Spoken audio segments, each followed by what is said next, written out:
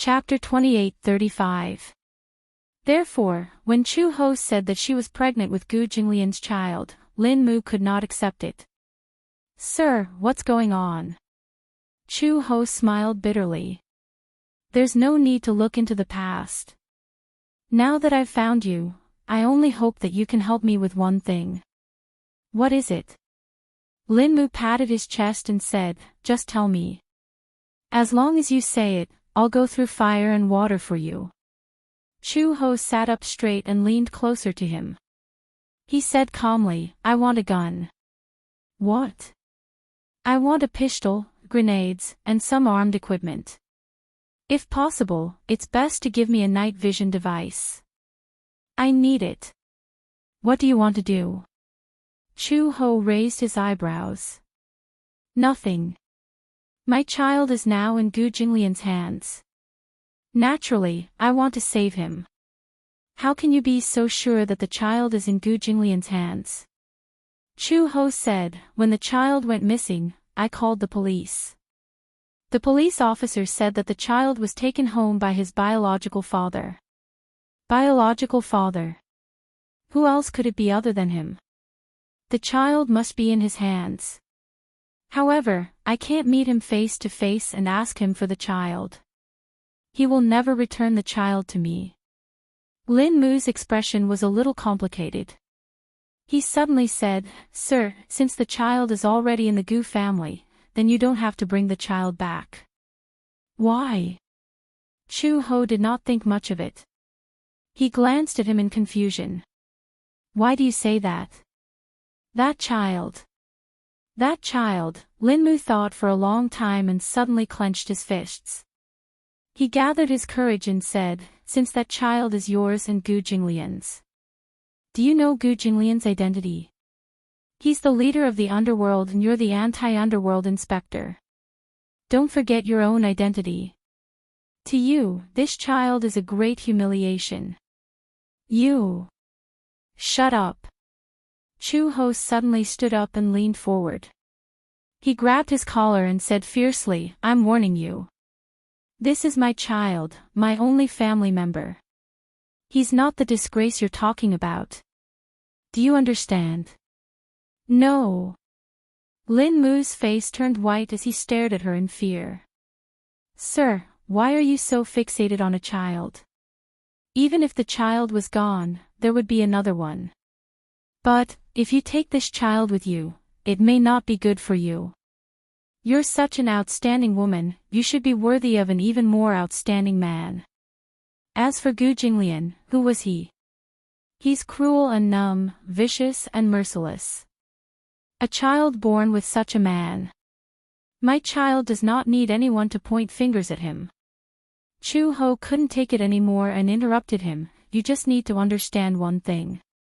Now, I'm asking you for a gun. Are you going to give it to me or not? I'm looking for you because of our past, and because of our friendship. If you can find a way to get it for me, I will be most grateful. If you don't give it to me, I'll find another way." Lin Mu tightly clenched his teeth and sucked in a breath of cold air. He slowly said, "I'll think of a way for you. I'll give you an answer at 10 p.m. "All right, I'll wait for your reply." After he finished speaking, Chu Ho suddenly stood up and was about to leave.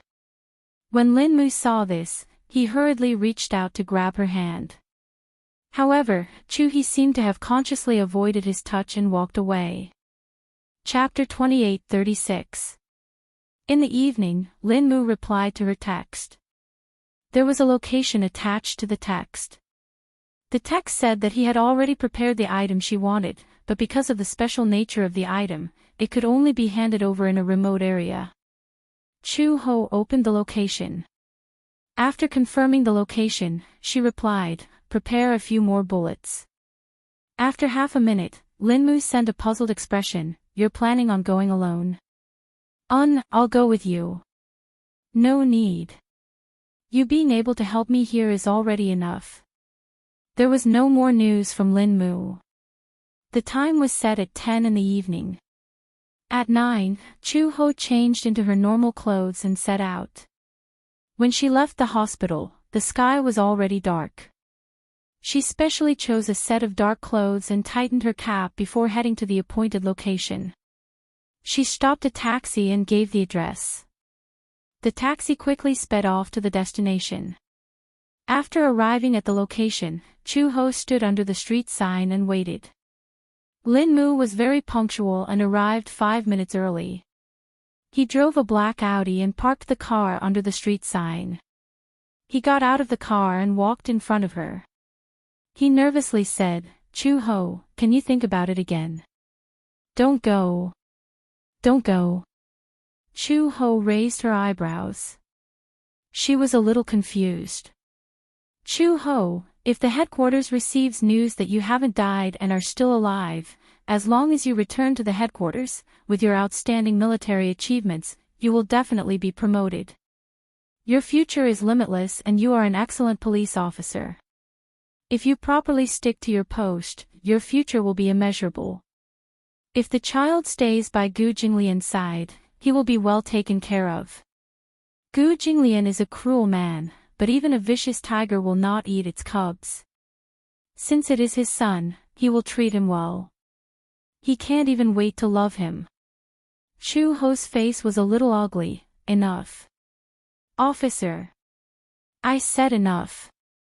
Chu-ho clenched her fists. Without a doubt, if Lin Mu said another word of advice, she would definitely fight back. "You just need to give the item to me and it's fine." But Lin Mu was still unwilling and bit his lip. Chu-ho lost his patience. He glanced at the trunk and suddenly asked, "The things are in the trunk, right?" "Yes." "Open it." Lin Mu looked at her deeply, then slowly took out his car keys. He pressed the button and the trunk suddenly opened. Chu-ho walked over and looked at the goods in the trunk. There were guns, ammunition, infrared detectors, and even night vision goggles. Everything she wanted, it was all prepared. She had never thought of it, but as a former logistics worker, Lin Mu had thought of it for her. Chu-ho's expression finally relaxed. He picked up a pistol. The heavy weight made her feel extremely at ease. How long had it been since he felt this safe? When she was in the Yanqing County Police Station, because of the police system and because she was not an official police officer, she could not be equipped with a gun. The only thing she could carry was a baton. Even if it was a gun, it would at most be an air gun. The heavy weight in her hand gave her a great sense of security. It was familiar, but also strange. How long had it been since she touched a gun? Chapter 28:37. She was born in a war-torn country. That country was in turmoil and constant wars. Because her family was Chinese, in that era, the international community looked down on Asians. Her father's personality was naturally weak. He chose to endure the bullying and oppression. Under such oppression, he struggled at death's door. Therefore, from a young age, she deeply experienced that weakness would only lead to endless bullying and coercion. She originally thought that her life would continue like this. However, until that year, in May, that country was incited by other countries and began to ostracize the H people. In the military riot, her father died under the gun and her mother was stripped naked by the locals. After humiliating her, her hands and feet were handcuffed and she was dragged through the streets in a car. On such a rocky road, a living person was dragged like a beast into a bloody mess. It was too horrible to look at. Until her mother died, she did not see her for the last time. In that riot, the H people died and were injured. But she did not choose to submit. The 7-year-old her chose to resist in the face of adversity. She was dragged into a cellar by a local ruffian. When she was about to be raped, she fiercely bit him and took the iron rod from his waist. She did not know where she got her strength from, but she actually knocked the ruffian unconscious. When she escaped from the cellar, out of instinct, she and a group of people arrived at the dock and boarded the rescue ship to M country. In one night, her family was destroyed and she was homeless. How could she call it a foreign land? When she arrived in M country, she was accepted by a humanitarian organization. Then, she was assigned to a special agent organization for training.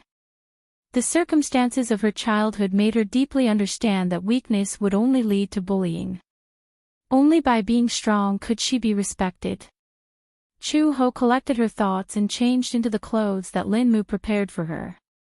The clothes had a bulletproof layer. Naturally, this layer could not withstand bullets at close range. Military boots that could hide a dagger. Infrared detector. She put the pistol on her waist and took out more than 100 bullets. She separately tied them to her boots and waist belt. Then she put away the equipment one by one and closed the trunk. Lin-mu hurried forward. Chu-ho, you really don't want to reconsider? Does the headquarters know that I'm still alive? Chu-ho suddenly asked. Lin-mu was startled and quickly shook his head. It was too rushed. I didn't have time to report. No need to report. Chu-ho casually wiped the gun with a cloth and lightly said, Vermilion Bird is already dead. The current me, I have my own name. Why? Lin-mu was in disbelief. The name Vermilion Bird is synonymous with supreme glory. You used to value the glory. How can you say that you want to give up the name Vermilion Bird so? The glory that you once regarded, you don't care. Chu-ho's hand movements suddenly froze. Chapter 28:38. Whether it's fame or fortune, it's all in the past. Chu-ho suddenly interrupted him. Lin-mu was startled. Chu-ho calmly said, I'm just tired and want to rest. Although I'm not old enough to retire yet, I've seen a lot of bullets since I was young. I've never imagined that I could have a peaceful life. But Lin-mu, do you know? In these 5 years, I've lost all my memories, but I've lived a carefree life, a happy life. I have a sensible and well-behaved son. In these 5 years, I've never dreamed that I could be like an ordinary person, waking up every morning, quietly eating breakfast, and then going to work. When I get home, I have a well-behaved son. After dinner, I'll hold his little hand and go for a walk in the fields. As Chu-ho spoke, he actually laughed softly. Although there are many things that aren't satisfactory, compared to my previous life of being a police officer, it's much more blissful. In the past, I didn't even dare to dream that I would have my own family, my own child. Do you know? I named him Xiao Bao. There's no special meaning behind it. When he was born, his face was wrinkled and thin, but I felt that life was a miracle. When he grew up, he was chubby, white, and tender.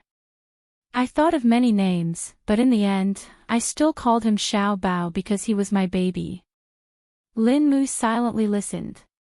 Chu-ho continued, I really liked that kind of life. If I could, I'd rather live as Chu-ho instead of using the name Vermilion Bird. Sir, Chu-ho turned around and glanced at him. He suddenly smiled, this kind of feeling, the current you can't understand. It's getting late. Chu-ho looked at the sky and curled his lips, send me to the Gu family's main residence. I want to see him as soon as possible. Lin-mu finally gave up. The two of them got in the car and Lin-mu started the car. He took a deep breath and stepped on the accelerator. Gu family's residence. Xiao Bao was coaxed to sleep. For the past few days, Gu Jinglian had arranged for him to rest in his bedroom. After these few days of getting along with each other, Xiao Bao Chu had also eliminated the estrangement between them and made up with him. He was finally willing to show him an innocent smile, no longer like before. When he was in front of him, he was arrogant and looked down on him. Even now, he still called him uncle, uncle. Gu Jinglian did not rush him.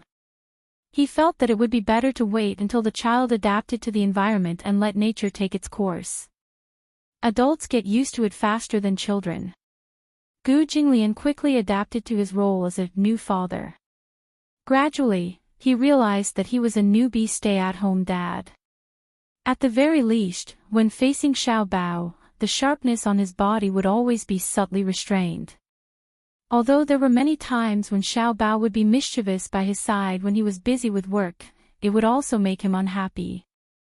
He would also be angry at him, glare at him, yell at him, but no matter how annoyed he was, he could not bear to touch him. It was like a lion roaring at a mischievous cub. Although he was glaring at him, he would not really slap him. Chapter 28:39. Therefore, no matter how fiercely he glared at him, the little guy did not seem to have any awareness. He even climbed onto his body provocatively, making funny faces at him and sticking out his tongue. Gu Jinglian was always amused by his funny little expression. Uncle said that Mommy will come to find me soon, but I've been waiting for a long time. Don't tell me that she still hasn't found me by the time Xiao Bao's hair turns white. Gu Jinglian raised his eyebrows. He was slightly displeased that the little guy mentioned that woman again. A certain man was jealous. He snorted coldly and suddenly threw out a historical question. Do you like Mommy more or Uncle more? Of course it's Mommy. Before he could finish his sentence, Gu Jinglian heard the word Mommy, and his face suddenly sank to the bottom. Chu Xiaobao saw that his expression was not right and immediately changed the topic. His eyes darted around and then he said with a smile, of course it's Uncle Moore. Good boy. The man was satisfied and reached out to gently ruffle his hair. But Xiaobao really misses Mommy. Chu Xiaobao muttered, is Mommy playing hide-and-seek with me? She's deliberately hiding in a corner and deliberately not coming to find Xiaobao. She doesn't want you anymore. Gu Jinglian deliberately scared him. When Chu Xiaobao heard this, his face was full of disbelief. That's impossible. Mommy won't abandon me. Oh. Are you so sure? Gu Jinglian seemed to be very keen on provoking their mother-son relationship. He snorted coldly. If she doesn't abandon you, then why hasn't she come to find you for so long? It's probably because she hates Uncle. Baby Chu blurted out of the blue. Gu Jinglian's face darkened. What do you mean? In the past, when Xiaobao saw that other children had fathers, Xiaobao was very puzzled. Why do they all have fathers but I don't? Chu Xiaobao said and even showed a puzzled expression. After a pause, he continued, later, Xiaobao asked Mommy why Xiaobao didn't have a father. Gu Jinglian could not help but be interested and said, what did she say? Xiaobao looked at his expression carefully and then blurted out, Mommy said that Daddy died early. What? Daddy died early? Gu Jinglian seemed to have been struck by lightning and his face was charred black. She said that I died early. Yeah, that's what he said. He said something about the grass on his grave being taller than me. Gu Jinglian's fists. This woman actually dared to use such despicable words to fool the child. He died early. Xiaobao did not care at all. His words and actions were undoubtedly betraying his mother. He continued to complain, I only asked how Daddy died. Gu Jinglian looked at him questioningly again. What did your mommy say? Xiaobao said plausibly, Mommy said that Daddy was hit by a car when he went out. Gu Jinglian was speechless. Hit by a car when he went out. How could she come up with such a ridiculous story? He slammed the table. Bullsh *T. Xiaobao was frightened by Gu Jinglian's foul language. He shrank back and looked up to see that Gu Jinglian's originally exquisite and handsome face was now extremely gloomy. He suddenly realized that he had said something wrong. Uncle, don't be angry. Chapter 28:40. When Chu Xiaobao heard this, he did not buy it on the spot. No way. If you dare to chop Mommy into pieces, I'll. When Gu Jinglian heard this, he asked provocatively, you'll what? I'll. When Chu Xiaobao saw the murderous look in Gu Jinglian's eyes, he was instantly terrified. He gulped and said timidly, I'll settle this with you when I grow up. Humph. At least you know what's good for you. He even knew that he was so small that even if they were arm wrestling, he would be flattened and rounded with just one finger. Gu Jinglian ravaged his little face heavily. At that moment, Uncle Fu pushed open the door and walked in. When he saw that Xiao Bao was still in Gu Jinglian's arms, he immediately walked over and hugged him. Xiao Bao, it's getting late. It's time to rest. No. Xiao Bao's face fell immediately. He pulled a long face sullenly. The mention of sleep seemed to kill him. He nestled in Gu Jinglian's arms and stretched out his arms and legs, looking extremely comfortable. While Gu Jinglian was busy flipping through the dossiers, he would hang on to him like a little hamster and munch on snacks non-stop while watching the hottest fantasy dramas. Destiny Chronicles. He liked the beautiful young lady in the drama, so he was very happy watching it. His eyes stared fixedly at the picturesque person on the screen without blinking. When he heard that he was going to sleep, the little guy felt uncomfortable all over. You don't want to sleep. It's still early. Uncle Fu glared at him. It's still early. It's already past 10 o'clock. It's time to sleep early. You'll only grow taller if you sleep early. Uncle Fu used the same words that he used to trick other children to lure him. However, Xiao Bao did not fall for it. He continued to pester and fool around in Gu Jinglian's arms, unwilling to sleep. Uncle Fu looked at this scene, and for some reason, he was on tenterhooks. It seemed that in his memory, other than the cat that Gu Jinglian had raised a few years ago, no other creature had dared to be so lawless and reckless in his arms.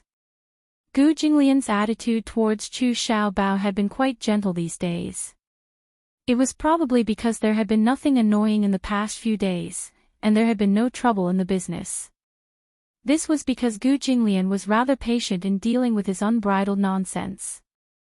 However, with Gu Jinglian's indulgence, Xiao Bao seemed to be a little arrogant. Gu Jinglian treated him well probably because his fatherly instincts had finally been awakened. As for this little guy, Gu Jinglian looked left and right and found him pleasing to the eye. Let him watch for a while longer. Gu Jinglian said. When Fu Bo heard this, he pondered for a while before he mustered up his courage and said, Master, you can't just let a child do whatever he wants and spoil him like this. You can't spoil him like this. Who's spoiling him? Gu Jinglian snorted arrogantly. It doesn't matter if he sleeps a little later. Uncle Fu immediately explained, the younger the child, the more he should get a good night's sleep. Otherwise, not only will he not grow taller, but his physical fitness will also deteriorate very quickly. Gu Jinglian narrowed his eyes slightly. Oh. Is there such a saying? Uncle Fu nodded heavily. Gu Jinglian then said, then hurry up and take him to bed. Chapter 2841. Let me look at it for a while more. I want to see that pretty lady. Go to sleep. Gu Jinglian pulled a long face. Xiao Bao Chu finally knew how to behave. He did not dare to make a sound and allowed Uncle Fu to carry him to sleep. Gu Jinglian sat quietly in the study and quietly flipped through the documents. Until now, the Gu family still kept accounts in the form of written books. In modern times, they were called financial statements. However, they continued the ancient tradition. Whether it was the casino or other special transactions, they were mainly recorded in this way. Gu Jinglian had learned how to keep accounts since he was young. Therefore, his calligraphy was very beautiful. He quietly read the documents until 2 o'clock in the morning. The night was dark, but the wind was still, and the clouds were gradually fading. After Chu Ho disguised herself, she entered the Gu family's back door through the secret underground passage. There was a secret passage in the Gu family's house with hidden mechanisms. This was the fastest way for insiders to enter the house from the outside world. Of course, the mechanism was set up very carefully. Those who were not from the Gu family did not know about these secret passages. Most people entered from the main entrance, but the entrance was heavily guarded. No matter how well you disguised yourself, they could tell at a glance whether you were an outsider or a member of the Gu family. Chu-Ho naturally would not choose the main entrance. It was just that the secret passage had many password locks. She remembered the password locks. However, those passwords were from the Gu family a few years ago. She did not know if the Gu family had changed them in the past few years. Based on her understanding of Gu Jinglian, the password locks must be changed regularly. The passwords she remembered were probably already invalid. However, even if she did not remember, it did not matter. After all, she was from the intelligence department and had excellent investigative skills. Although the password locks of the Gu family were complicated, she could easily crack them if she was given time. Chu-Ho went to the mechanical lock and studied it. The password had indeed been changed. She pondered for a while. This password lock was not very difficult, and she could easily crack it. However, when he reached the second gate, the password for the second mechanism lock seemed to be very difficult to decipher. In order to crack this password, Chu-Ho spent more than half an hour. By the time the password was cracked, she was already drenched in cold sweat. If the password was entered incorrectly, the signal would be connected to the logistics of the Gu family. When the time came, the door would open, and she would be greeted by more than 100 elites from the Gu clan.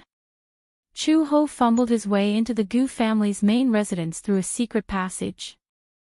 After exiting the secret passage, it was the backyard of the Gu family. The backyard was a few courtyards away from Gu Jinglian's house. Chu-Ho looked up. What she saw was a rockery, flowing water, and pavilions. These were the best cover. It could be seen that many things in the back garden had been renovated in the past few years. Before this, she remembered that the back garden was filled with large patches of begonia flowers, but now, the begonia flowers no longer existed. Green bamboo, pine trees, pear blossoms, and roses. There was no trace of the begonia flowers in the garden. She used to love the begonia flowers in the garden the most. Every time the spring breeze blew, the flowers would be as pink as peaches, and the bouquets of begonia flowers would bloom proudly. At a glance, they were extremely beautiful and shocking. She did not have any preference for flowers. The only thing she liked was the begonia flowers. Chapter 2842. Who's there? Suddenly, a man's cold voice came from behind her. Chu-Ho stopped in her tracks. Her back stiffened for a moment before she suddenly turned around. A man stood behind her, looking at her back suspiciously. He felt that this woman was too unfamiliar. There weren't many women in the Gu family. There weren't many women in the business to begin with, and those who could enter the main family could be counted on one hand. Therefore, it was easy for an unfamiliar woman to suddenly barge into the Gu family's main residence to attract attention. Chu-Ho glanced at him from the corner of her eyes and said casually, "What's the matter? What's your name?" The man asked again, "Why haven't I seen you in the main residence before?" "It's natural that you haven't seen me before. Because I've always been by old master's side. It's natural that you don't know me." "Is that so?" The man was still suspicious. Recently, Gu Jinglian's attitude towards women had been indifferent. It was probably because he had too many things to worry about in the Gu family in the past few months. He couldn't be distracted at all, nor did he have the heart to be distracted. Could it be someone from the main family? Impossible. As long as it was someone from the main family, even if he wasn't familiar with them, he should have seen them before. But he had never seen this woman before. Chu-Ho saw that he was extremely vigilant, so she sighed helplessly and said, "It's fine if you suspect me, but there are some things that I need you to pass to him on my behalf, okay?" "What things?" Chu-Ho looked around vigilantly and sighed. "Why don't you come over and take it? This thing is easy to break." The man was completely curious. He didn't know what exactly it was. It wasn't that he didn't suspect that this fellow would play some tricks. However, he thought that this was the main residence of the Gu family. Who would have the ability to cause trouble in the Gu family's territory? With such a fearless thought, the man approached her. Chu Ho put her hand into her pocket.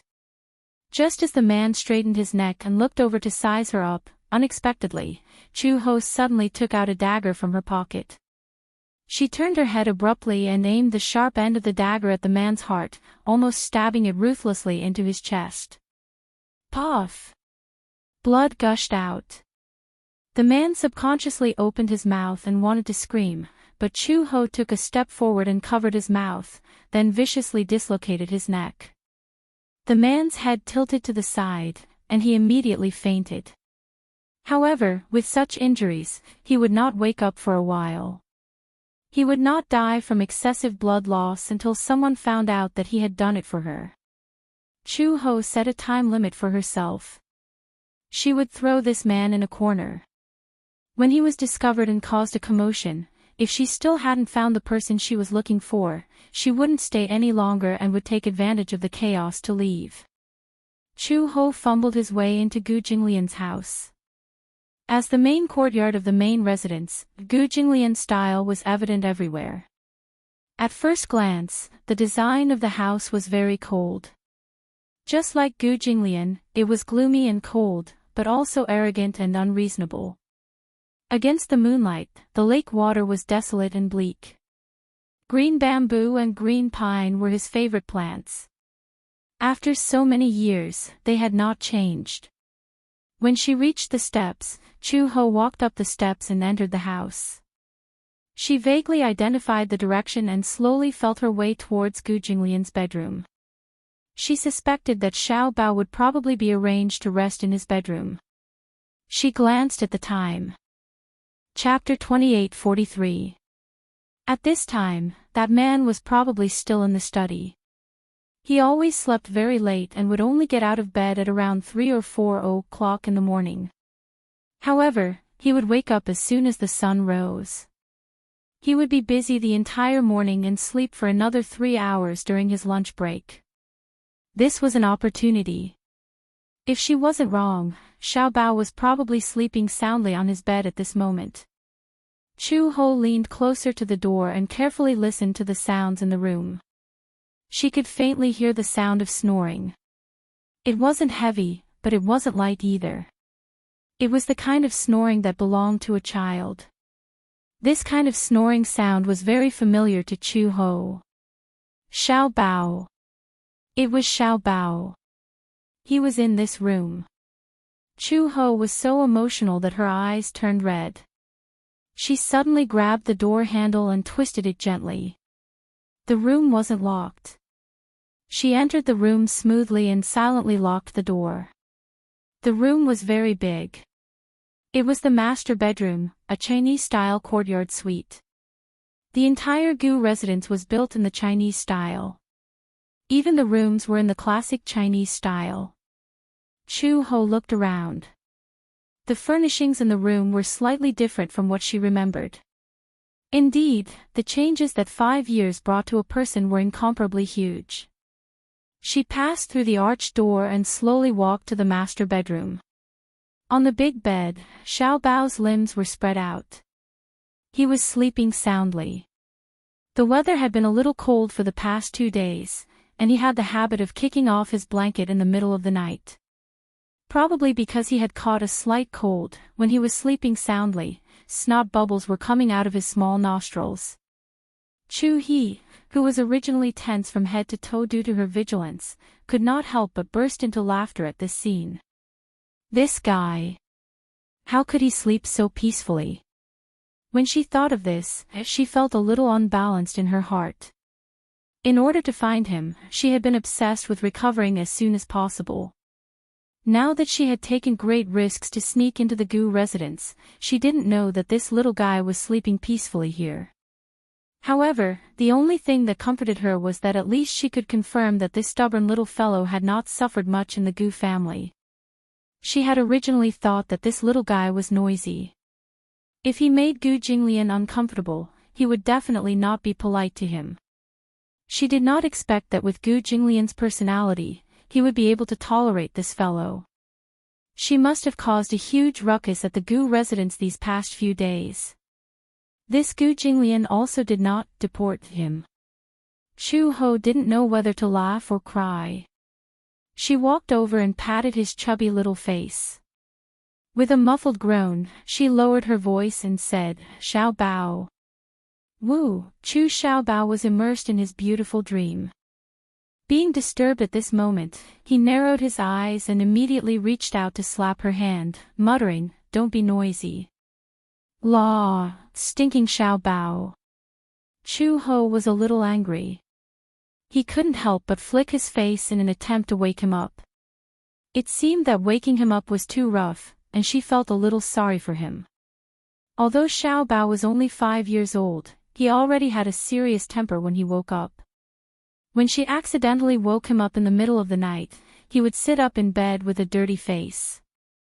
Then, he would have an expression of wanting to cry but no tears would come out. First, he would throw the pillow in frustration, then he would cry out in dissatisfaction, as if he was venting his displeasure from being woken up. Chapter 28:44. She pinched his cheeks again and was about to reach out to hug him when he suddenly stopped her. Behind her, an ice-cold body stuck close to her. Chu Ho's expression instantly stiffened. She was shocked and was about to turn around when she felt a cold and hard object pressing against her back. Based on her many years of experience, she immediately realized that this hard object was no other than a gun. She could even easily sense the cold air coming from the muzzle of the gun. Who was it? Chu Ho broke out in a cold sweat. There was no other reason. When she entered the room, there was no one else in the room except for Xiao Bao, who was sleeping soundly on the bed. She had locked the door just now. Even if the person could unlock it from the outside, wouldn't it make some noise? However, this person not only did not make any noise, but she also did not notice when he was standing behind her. Her vigilance was very high, and her facial features were very sensitive, but when this man stood behind her, she did not notice at all. Chu Ho did not dare to move, for fear that the man behind her would pull the trigger if she moved. She could not figure out this man's identity. Perhaps it was because she was too nervous that she lost the ability to make the first judgment when it came to strangers. However, after a moment of calmness, she suddenly smelled a faint fragrance. The fragrance of orchids. It was a somewhat familiar fragrance. Just as she was trying to figure out this man's identity, Gu Jinglian's cold voice sounded above her head. "I thought you wouldn't come." Chu Ho's body suddenly trembled. This voice had been her curse for countless nights. Even in the 5 years when she lost her memory, she could always hear this voice in her dreams whenever she had trouble sleeping. It was like a demon, bewitching her heart. It was him. Gu Jinglian. He sucked in a breath of cold air and her back stiffened. "It's you. Why can't it be me?" Gu Jinglian raised his eyebrows and snorted.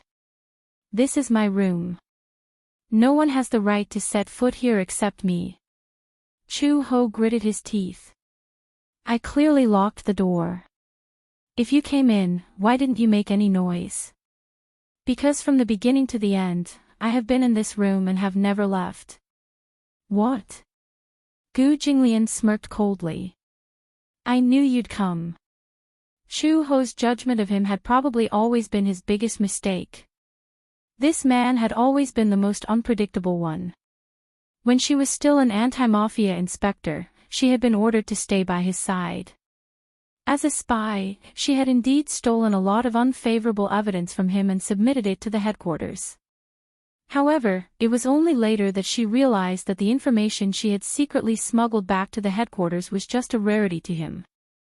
Those pieces of evidence were not enough to accuse him of a crime.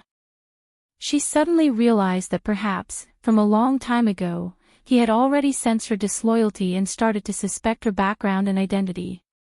As for the so-called evidence, it was nothing more than playing hard to get. It was to test her and find out more about her background. "You. Chapter 28:45. When Chu-ho woke up again, she felt a chill all over her body. She suddenly opened her eyes and looked around, only to find that she was in a cold and damp cellar. Cellar.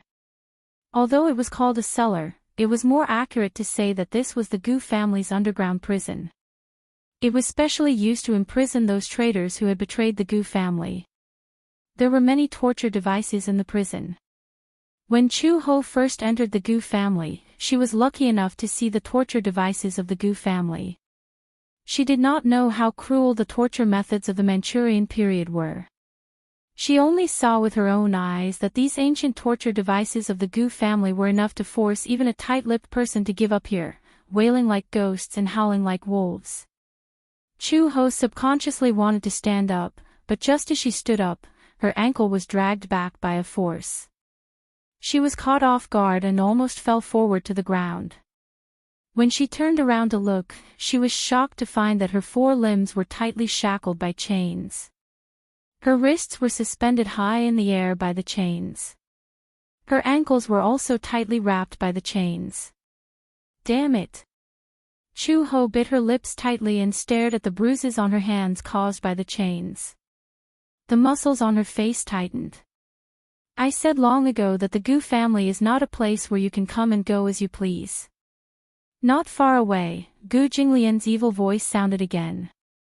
Chu-ho raised her head and stared in the direction of the voice with a pair of red eyes. She saw him sitting elegantly on the chair with the official's hat.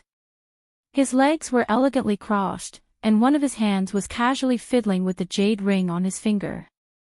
His leisurely appearance was inexplicably compatible with the gloomy and cold cellar at this moment. Chu-ho had never been afraid of anyone. Except for Gu Jinglian. There was a kind of aura on him that made people feel intimidated. Even if he did not do anything or say anything, just sitting there, his entire body exuded a hair-raising aura. Especially the coldness that flashed by the corners of his almond-shaped eyes, it was really frightening. If Gu Jinglian was to be described as an animal, it must be a cold-blooded creature like a snake. Just his gaze alone would make anyone feel as if there was a cold snake coiled around their shoulders. The pair of snake eyes would expand as it stared at them covetously. The snake's body coiled tighter and tighter, enough to give people the illusion of suffocation. At this moment, Gu Jinglian's eyes fell on her body. Chu-ho's breath gradually rose and fell violently, unable to calm down. "What do you want?" Chu-ho asked through gritted teeth. "How dare you barge into the Gu residence alone?" The corners of Gu Jinglian's lips curled up coldly as he slowly retorted, "I'm the one who should be asking you what you want. My goal is very clear." Chu-ho did not beat around the bush and simply negotiated with him. He said word by word, "I'm here to bring Xiao Bao away. Xiao Bao is my son." Gu Jinglian calmly revealed the truth. Chu-ho was stunned, then sneered coldly. "This is my son. My blood flows in his body. Similarly, my blood flows in his body too."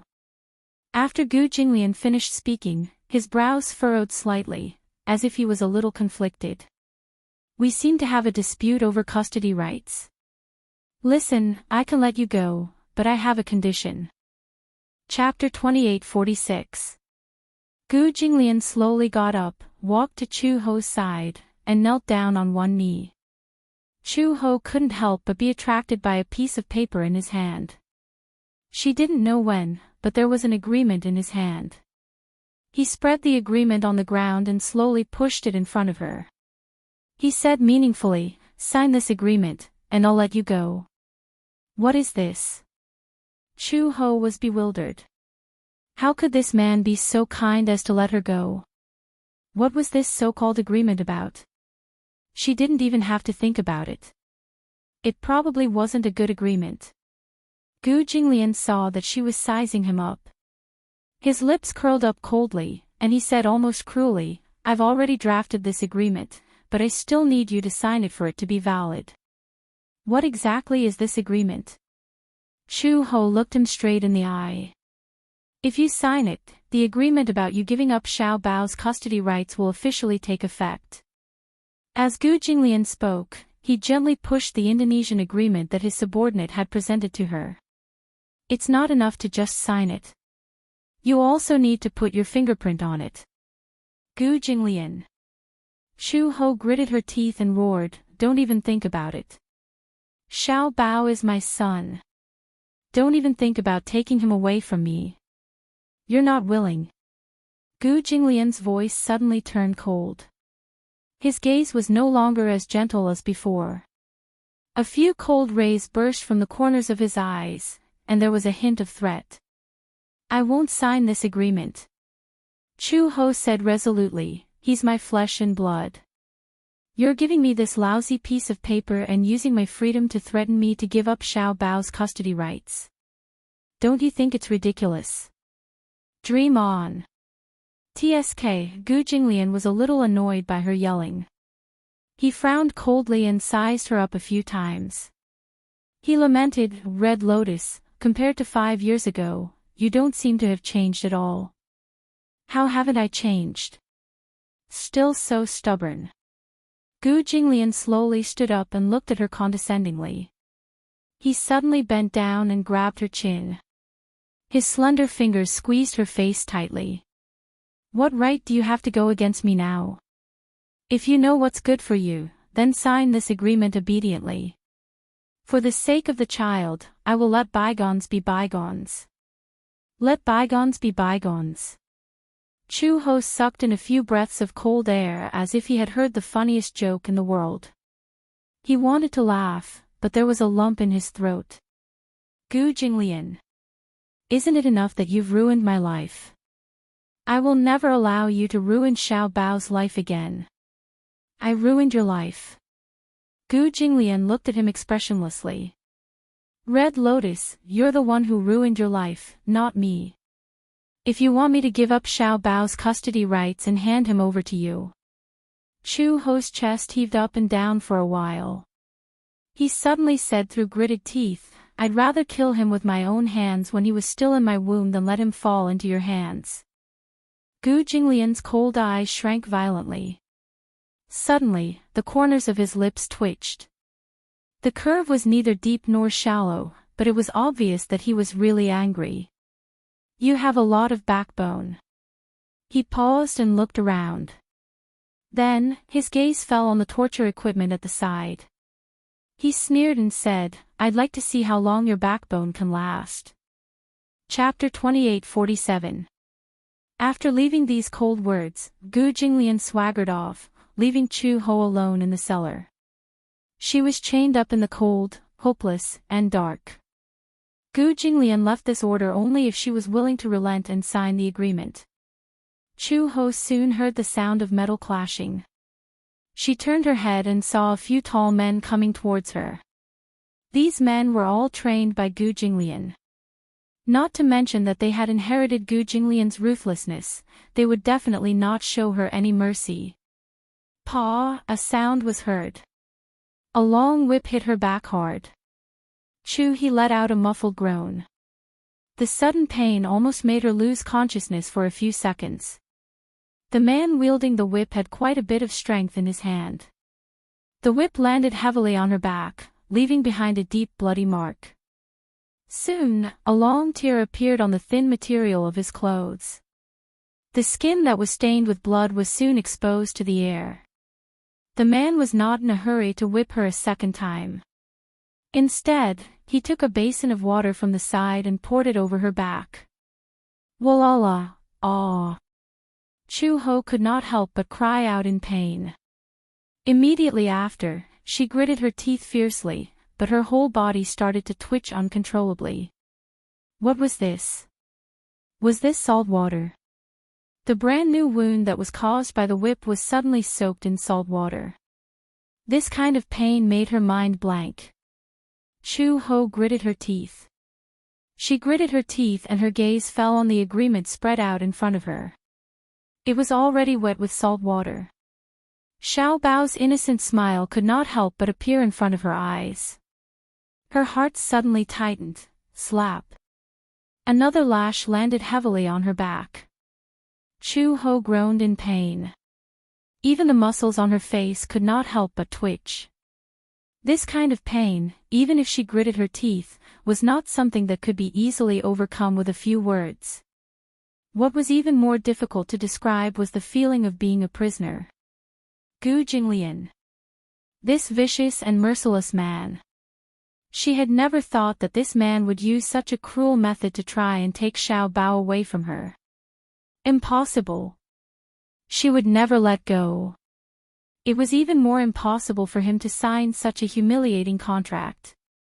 Chu Ho finally couldn't hold it in any longer. He cried out in pain, his voice hoarse.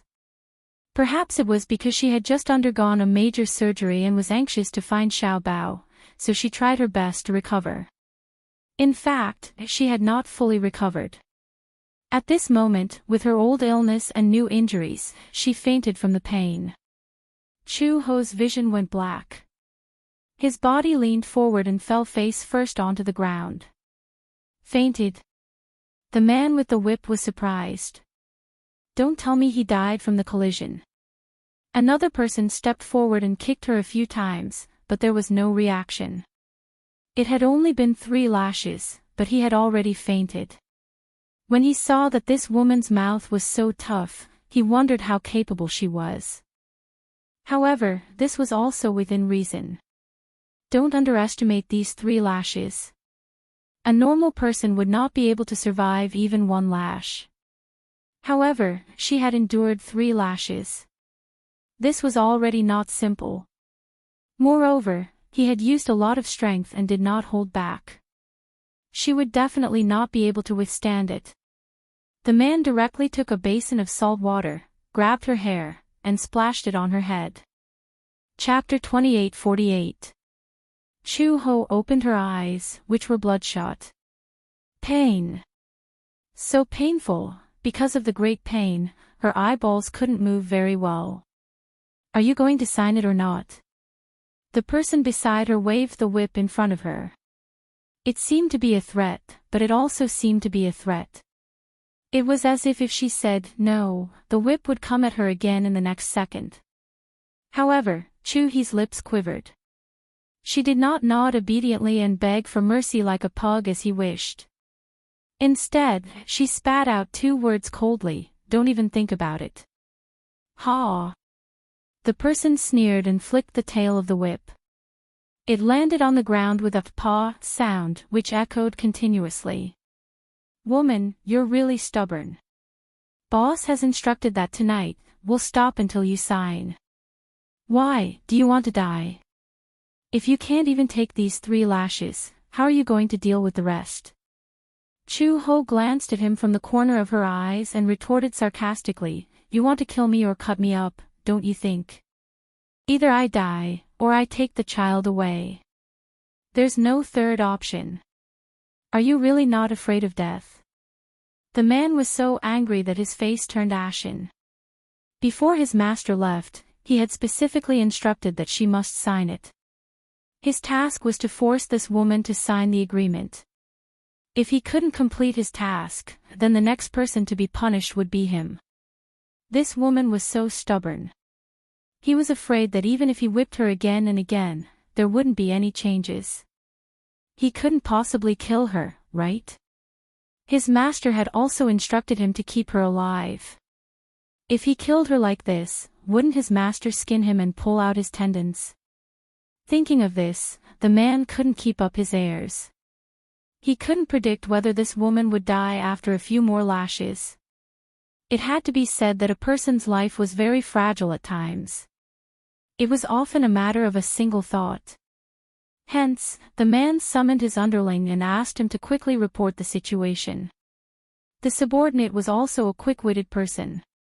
Seeing that Chu Ho was on the verge of death and on the verge of collapse, he was afraid that he could not hold on any longer and hurriedly ran into the study. Gu Jinglian was reading a book when his subordinate rushed into the study and said anxiously, "Master, that woman refused to sign and was whipped 3 times. She looks very weak. I'm afraid she can't take it anymore." If this continues, you'll definitely be beaten to death. Oh. Gu Jinglian frowned. She still refuses to sign. Yes. The lackey nodded vigorously. She fainted after being whipped 3 times. We went up to take a look and found that the bandage on her head was removed.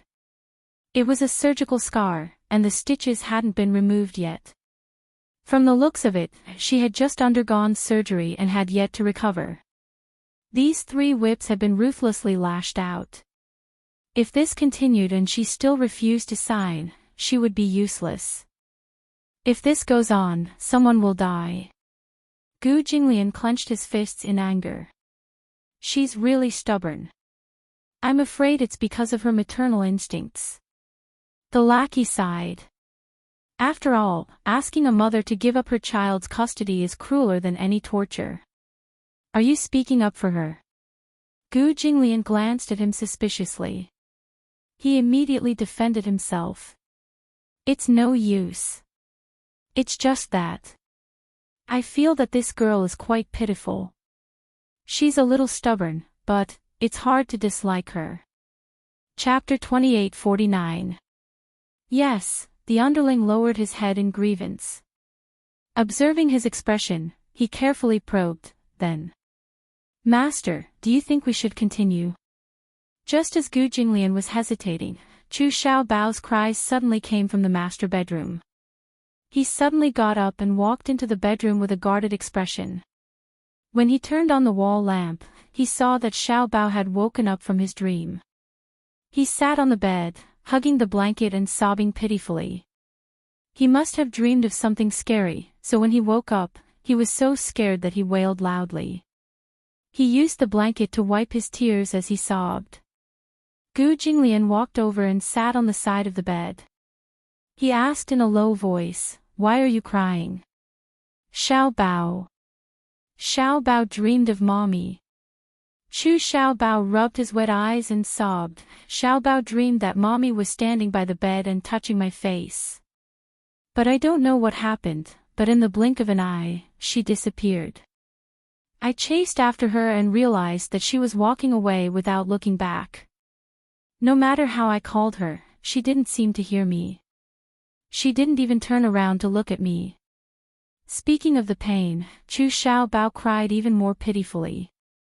I chased after her with all my might, but it felt like the road was so long that I couldn't catch up. She didn't even look back and walked further and further away.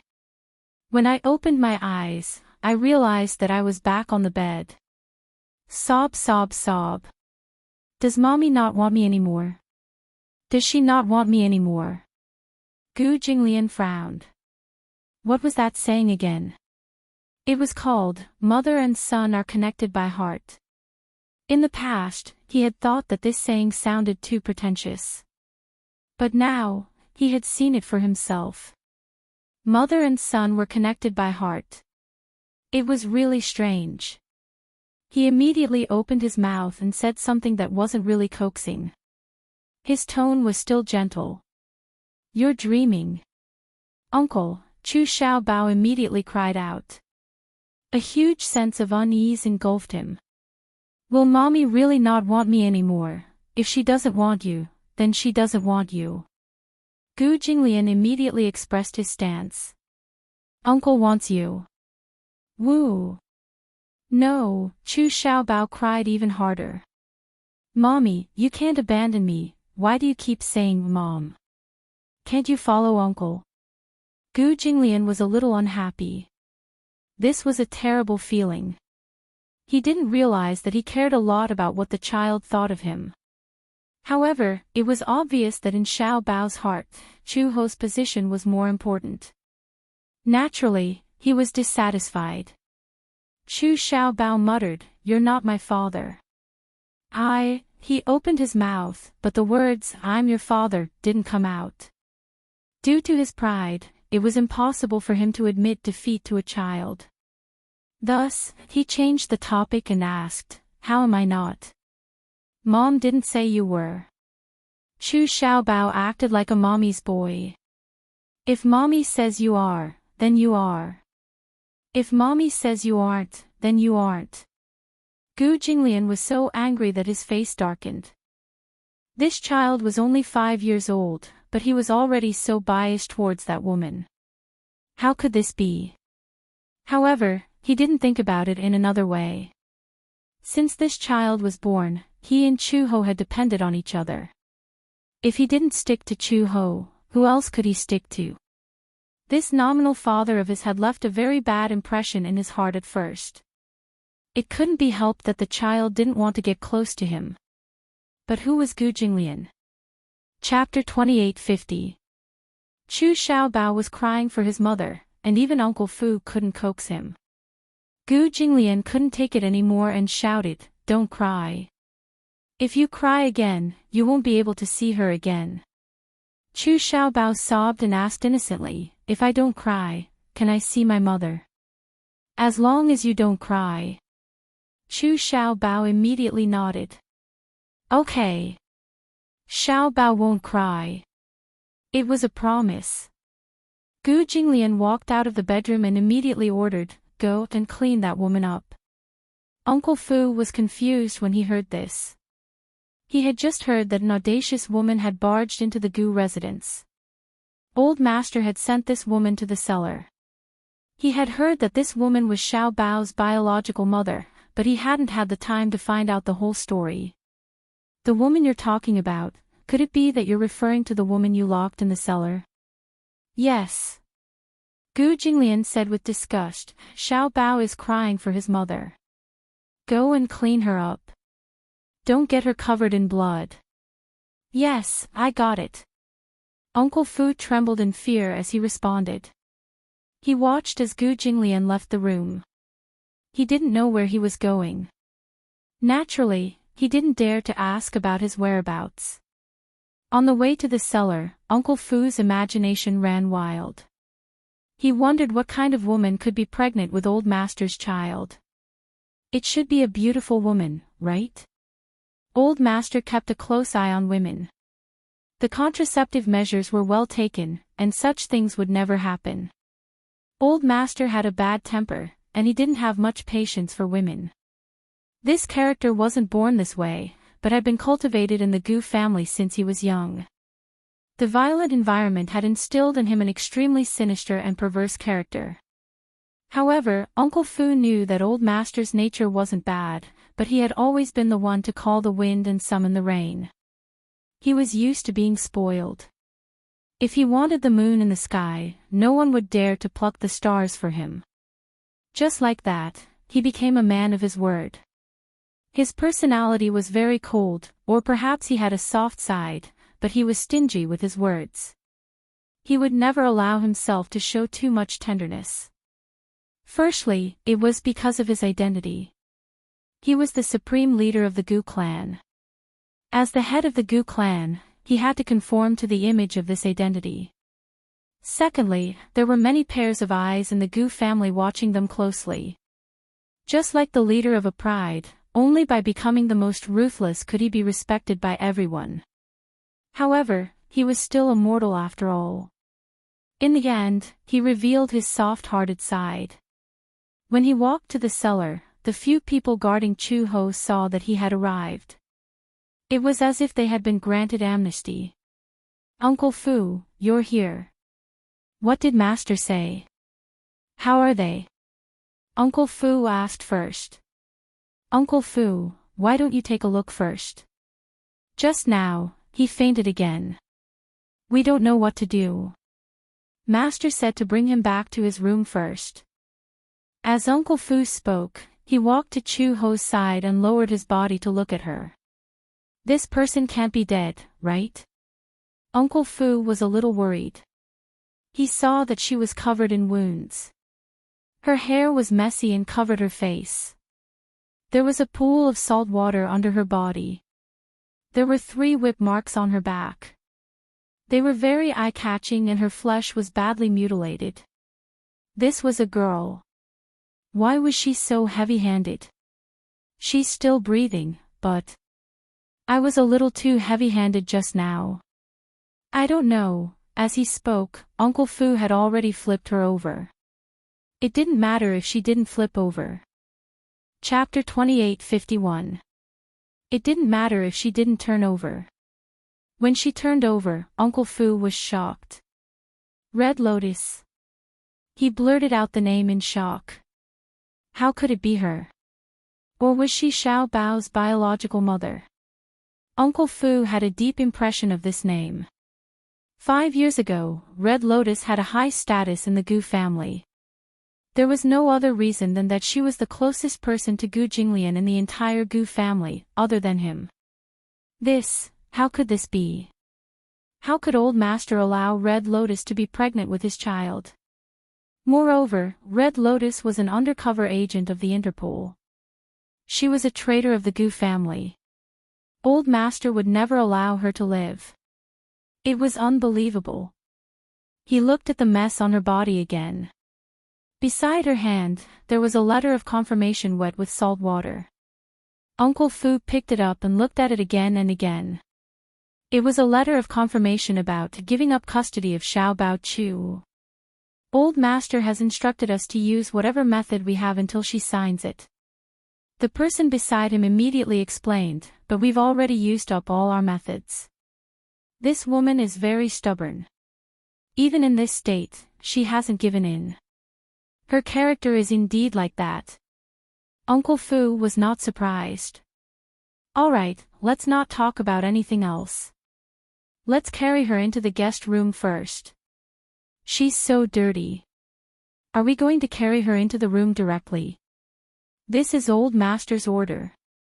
Uncle Fu snorted coldly. Are you doubting my words? No.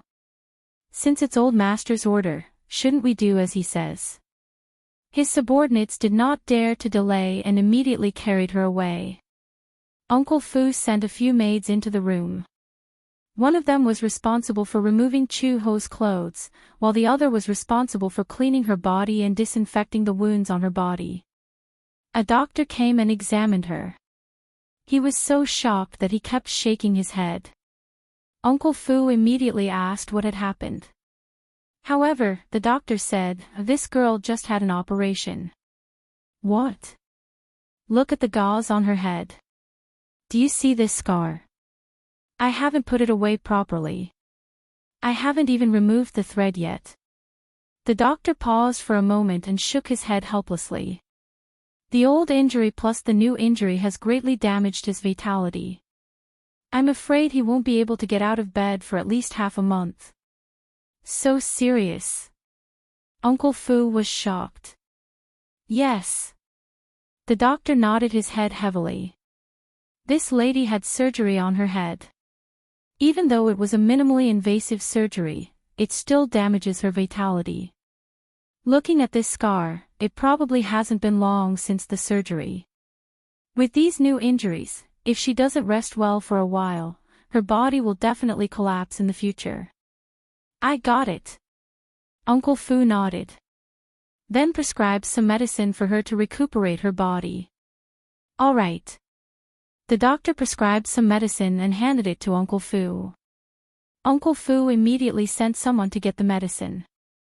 The Gu family had a pharmacy and a private medical school.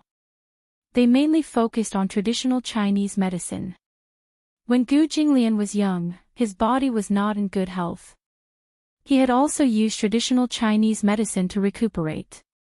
Hence, Gu Jinglian believed in traditional Chinese medicine very much.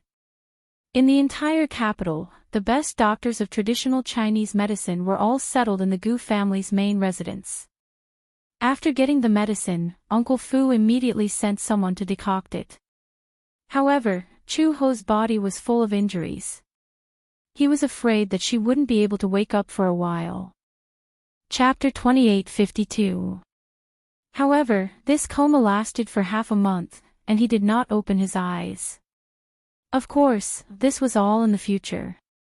Ever since Chu Ho fell into a long coma, Gu Jinglian assigned a few people to take turns to watch over him.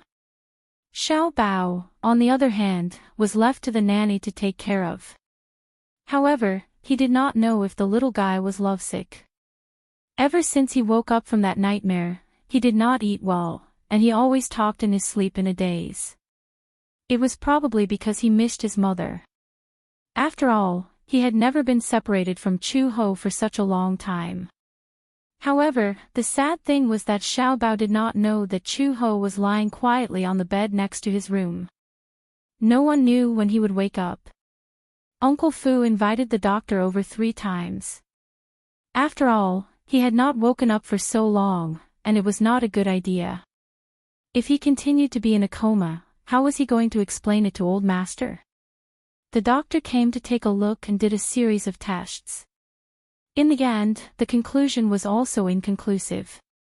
He only said that Chu Ho's body was severely damaged, probably because he had been suffering from old and new injuries all this time. If the human body was compared to a machine, the human body was also operated by various precise parts. For example, with the passage of time, the parts of a computer would age, and the system would become sluggish. Perhaps due to collisions during use, the internal parts would also be damaged to varying degrees. It was the same for the human body. Chu Ho had received training when he was very young. During training, it was inevitable that he would get injured. In addition, he had been constantly honed in his career as a secret agent and a criminal police officer. He had suffered countless injuries of various sizes. There were bone fractures, dagger wounds, and bullet wounds. There were 2 gunshot wounds on her back. There was a 5-centimeter scar on the side of her waist. She had been slashed by a Nepalese army knife when she was in close combat with a mercenary during a mission. At that time, she had lost a lot of blood. With her amazing willpower, she managed to survive until rescue arrived. There were too many old injuries, and her vitality was greatly damaged. Therefore, once she collapsed, she would really collapse. It would take a long time for her to recover. Uncle Fu's heart ached when he heard that. He looked at the person lying quietly on the bed, but he did not know that this girl had accumulated so many injuries. Just 1 week later, the filming for Extreme Youth was completed. After 4 months, the shooting of the 30-episode youth idol drama came to an end. After the filming of the 26th episode had just ended, the director happily announced that the copyright had been exclusively bought out by the largest video website, PPTVI. Just based on the popularity of Gu Xingze and Yun Shishir, the price of the broadcasting rights alone had already reached 9 figures, setting a new record. Although this kind of theme was a little unpopular, it did not affect the investors' expectations for the ratings. After all, Gu Xingze was the main lead in the movie, which meant that his popularity was guaranteed. Gu Xingze and Yun Shishir were known as the 2 most beautiful women in the entertainment industry. No matter how bad the viewership ratings were, they could still recoup their capital. If he became popular, he would be able to earn a lot of money. Because of PPTVI's exclusive buyout, many television stations were unable to fight for the simulcast rights, which was a pity. Chapter 2853. After the filming ended, the crew held a grand celebration party. In order to promote the show, the entire crew created a popular variety show. The show was called Ace Intelligence Bureau. It was an entertainment show where rising stars competed with variety shows. Once it was released, the ratings were very high. Surprisingly, Gu Xingze also participated in the recording of the show. Gu Xingze rarely accepted variety shows. Because of his celebrity status, he definitely wouldn't end a variety show that had a poor reputation and childish style. There were many high-quality variety shows, but because of the conflicting schedules, he really did not have the energy to deal with these noisy variety shows. Other than some interview shows, Ace Intelligence Bureau was probably the only variety show he accepted after The Love Diary. The script was quickly written and distributed to everyone. Variety shows had scripts. The artists on the show just had to memorize the script and know the content of each segment in advance. In this era of entertainment, even if they did not have any works or popularity, as long as they had enough variety shows and the ability to react on the spot, many A-listers could even gain a lot of passers-by through variety shows. Previously, there was a model who participated in a sports reality show. Because of her strong sense of variety, her value skyrocketed. From 200,000 yuan, her appearance fee was now in the millions. With this amazing popularity, she took on many movies and TV series. Although her acting skills were difficult to describe, it was not that she was not a professional, nor was she born to be an actress. No matter how good the director was, she did not have the aura of an actress. But even so, with the popularity she gained from variety shows, her annual income from endorsements was close to tens of millions. 8:00 p.m. All the main creators were in place and the recording of the show officially started. Every segment was very unique. After the hot opening dance, it was time for the games segment. The games segments were nothing more than games that were popular and could highlight the sense of variety and attraction. For example, 2 people and 3 people, or you draw and I guess. Although Yun Shishir did not do many of these, she was tired of watching them. However, under the company's training, her sense of variety increased day by day. During the game, she completely threw away the burden of being an idol and fought fiercely with the other guests.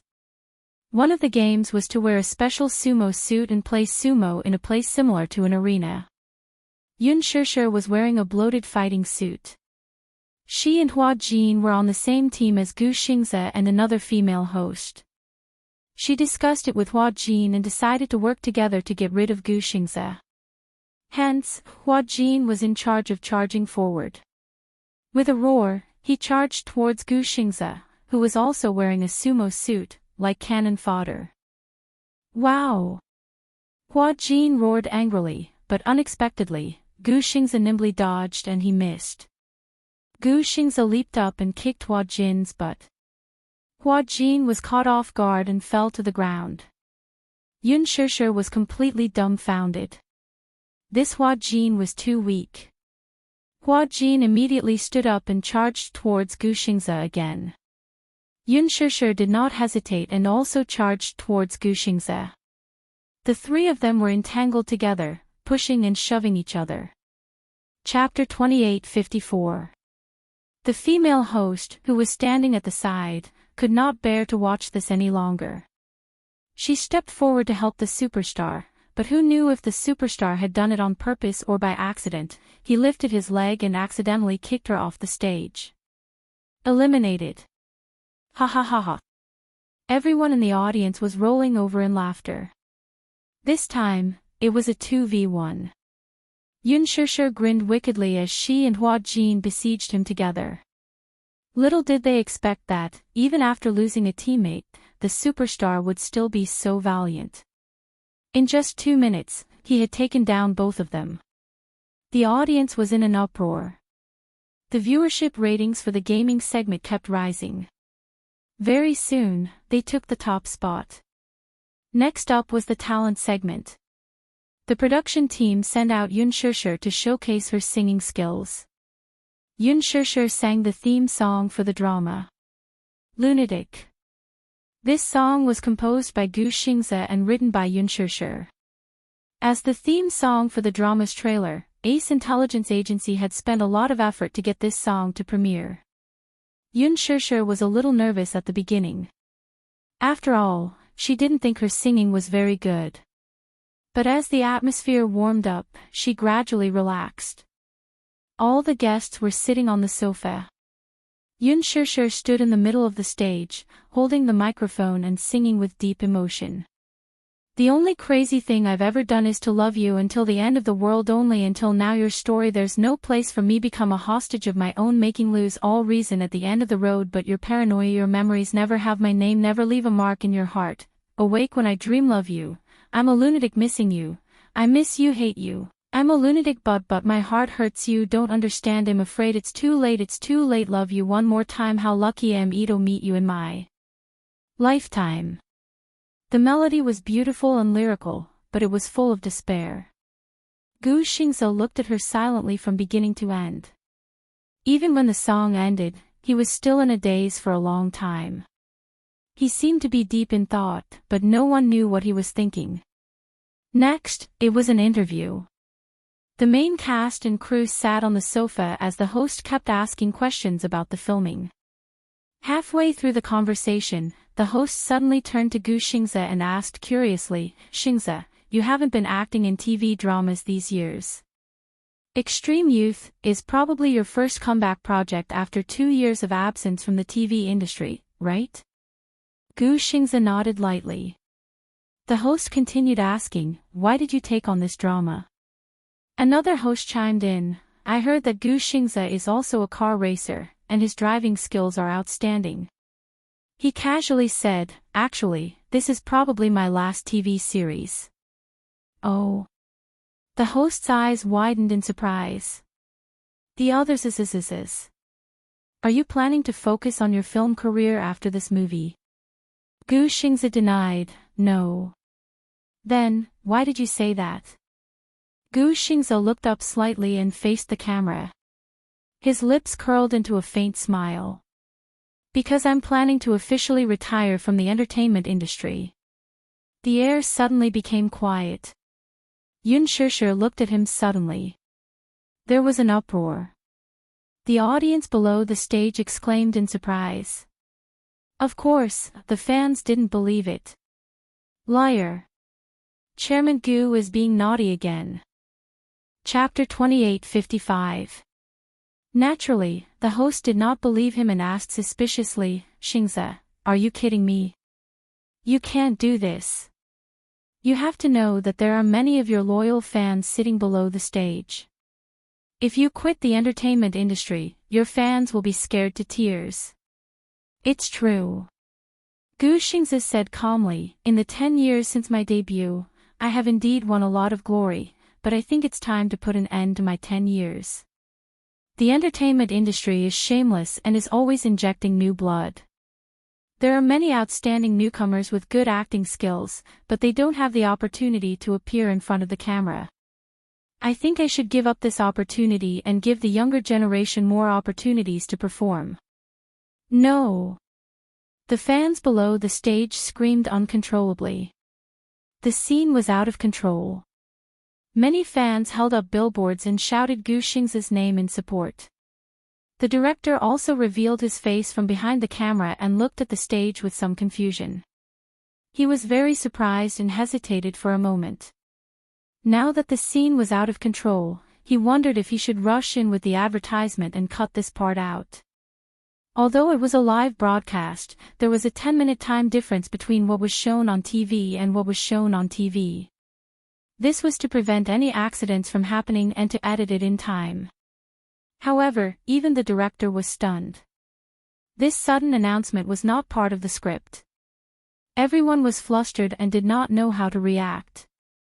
Fortunately, the host reacted quickly and immediately returned to his senses and continued the interview. "Why did you decide to quit the entertainment industry? Actually, all your fans have seen the glory you have achieved since your debut. Now that you are so popular, isn't it irrational to choose to quit the entertainment industry? In the beginning, entering the entertainment industry was just a change in life for me. I did not treat it as my entire life. However, with the rise of popularity, this job gradually became a responsibility." Gu Xingze paused and smiled slightly. He continued, "However, being in a high workload state all the time makes one feel tired. I don't get a good rest every day, so my fans want to see more of me in front of the camera. My works, my new songs, and even my advertisements. A lot of work far exceeds my workload. Being in this state for a long time is really a very negative way of life. Don't quit the entertainment industry." Many fans were so emotional that they cried. Hua Jin was also stunned. Yun Shishir felt even more conflicted and did not know how to react for a moment. She had never imagined that this program would be his farewell ceremony from the entertainment industry. Was he really going to quit the entertainment industry? Gu Xingze glanced at the audience and suddenly stood up. He walked to the front of the stage and smiled faintly at a fan who was covering her face in pain. "Don't cry, okay? Xingze. Xingze." We love you. The fans were sobbing and begging him to stay. Gu Xingze laughed. Don't be sad, okay? I'm just quitting the entertainment industry, but that doesn't mean you won't see me in the future. I'm just too tired. Xingze. The fans cried bitterly, don't be so tired. You don't have to accept so many drafts. We are all willing to wait for you. But, without any works, artists will be outdated. Gu Xingze said helplessly, being outdated is more painful than retiring. Chapter 2856. You'll never be out of date. You'll always be our star. You'll always be our favorite idol. Xingze. Don't make such a joke. We'll go crazy. Xingze, if you leave the industry, my heart will die. The scene became extremely sad. Even Gu Xingze, who never accepted emotional content, was teared up by the fans' passionate pleas and sorrowful tears. He turned around and slowly returned to his seat. When he turned around again, his handsome face was reflected in front of the camera. His eyes were so red that it made one's heart ache. I made this decision after much consideration. Gu Xingze sucked in a deep breath of cold air and finally said slowly, I've already booked a flight to America. I'll go back to university to pursue my postgraduate studies. With that, he put down the microphone, stood up abruptly, and left the studio resolutely. The scene was completely out of control. The fans' cries drowned out all the noise. All the main creatives of the production team looked at each other, not knowing what to do. Ever since the show was broadcast, it was the first time that it had to stop halfway because of such a sudden incident. On Weibo, netizens uploaded the edited footage of Gu Xingze's official announcement of his retirement from the entertainment industry. It quickly caused a lot of heated discussion. Gu Xingze announces his retirement from the entertainment industry. Gu Xingze's era is over. Gu Xingze's retirement from the entertainment industry has a hidden reason. Gu Xingze is unwell and announced his retirement from the entertainment industry to recuperate in America. On the internet, the fans were in an uproar because of this matter. Gu Xingze's latest Weibo post was quickly pushed to the top of the trending list. Many fans left comments to persuade their idol to stay. Many of them had become Gu Xingze's fans since they were in school. Until now, some of them had become moms, and some of them had matured and grown up. Gu Xingze had debuted for 10 years, and their fans had been around for 10 years. From the popular newbie when he first debuted to the Triphibian Heavenly King now, the name Gu Xingze was the youth of many people. One could imagine how much of a shock this news was to Gu Xingze's diehard fans. It was too sudden. He was not mentally prepared at all.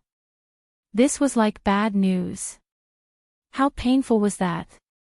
Many fans who chased after celebrities could empathize with them.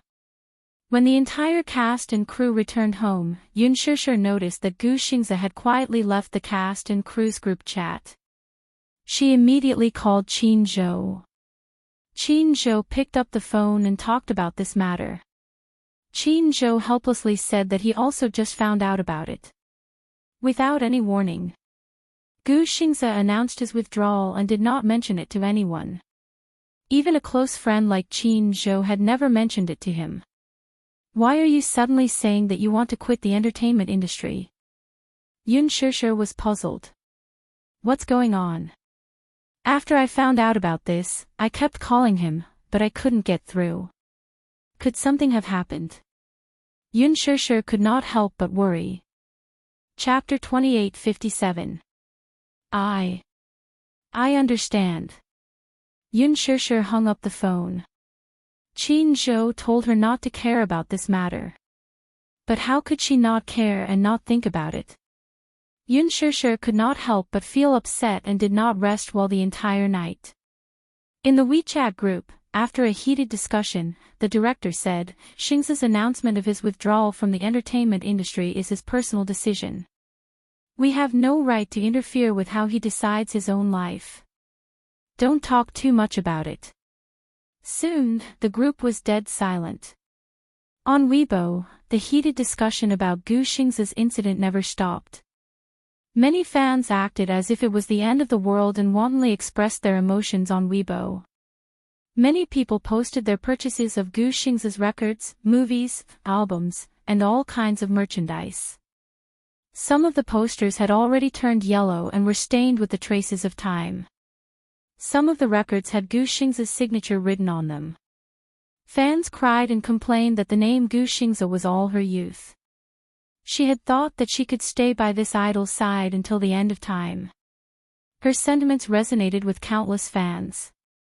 Those who had never pursued an idol probably did not know how it felt.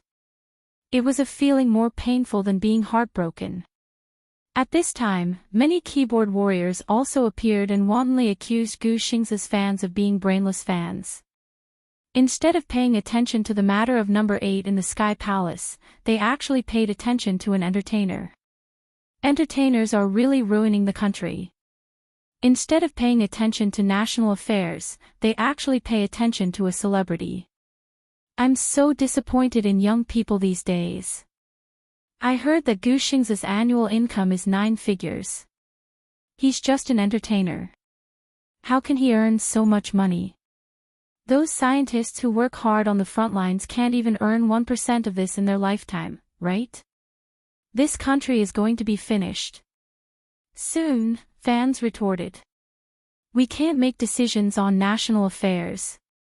But after liking Xingzi for so many years, we've received a lot of positive energy from him. He works hard and is passionate about public welfare. He's an outstanding young idol. There are too many fascinating things about him. This is irreplaceable. Loving Xingzi has become a way of life for countless of us fans.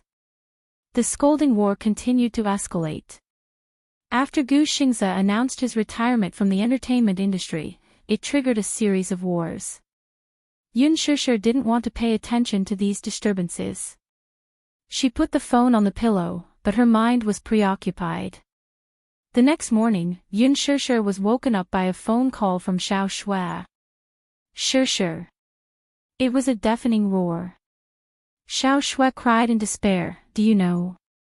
Xingzi announced his withdrawal from the entertainment industry.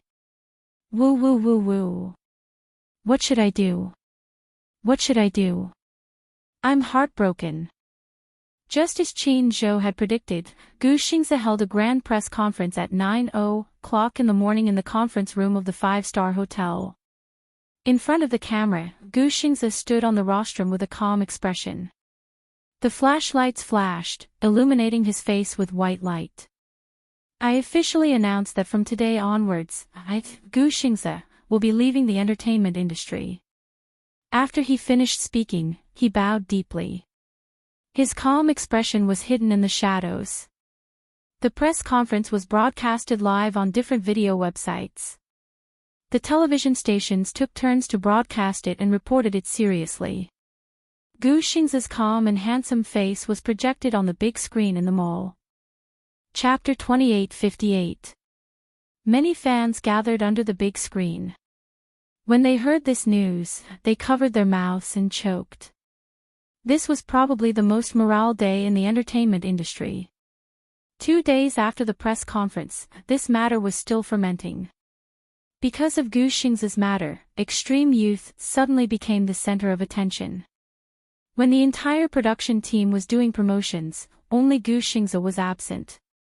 In the face of the media's questions, all the topics revolved around Gu Xingzi's name. The entire production team was very embarrassed. All the media was targeting a lead actor who was no longer participating in any promotions. This was the most frustrating thing. There were some questions that they also wanted to answer, but what exactly were the answers? Why did Gu Xingzi quit the entertainment industry? Even they did not have an answer. The director kept repeating, please don't ask questions that have nothing to do with the production. I'm sorry, I don't know. However, the media seemed to want to get to the bottom of it. Backstage, the director almost flew into a rage. Gu Xingzi, Gu Xingzi. Why are they all asking questions about him? It's not like we can interfere with a decision like quitting the entertainment industry. We have no way of knowing the reason for quitting. These media outlets really have no standards at all. When Yun Shishir heard this, her heart sank. Gu Xing's fans are too much. Isn't it just quitting the entertainment industry? It's like they're crying at a funeral. Look at those brainless fans at the venue. It's as if I'm the one who forced Gu Xingzi to quit. It's so annoying. When Hua Jin heard the director's words, he felt a little uncomfortable. Crying at a funeral. Director, do you have to say such harsh words? Am I not telling the truth? The director was really angry. Why are you sticking up for him? I think it's unreasonable and too much for you to say that about Senior Xingzi's fans. Hua Jin said, perhaps Xingzi has long had the idea of quitting the entertainment industry because of his health. When we were filming the show that day, I could tell that he didn't look too good.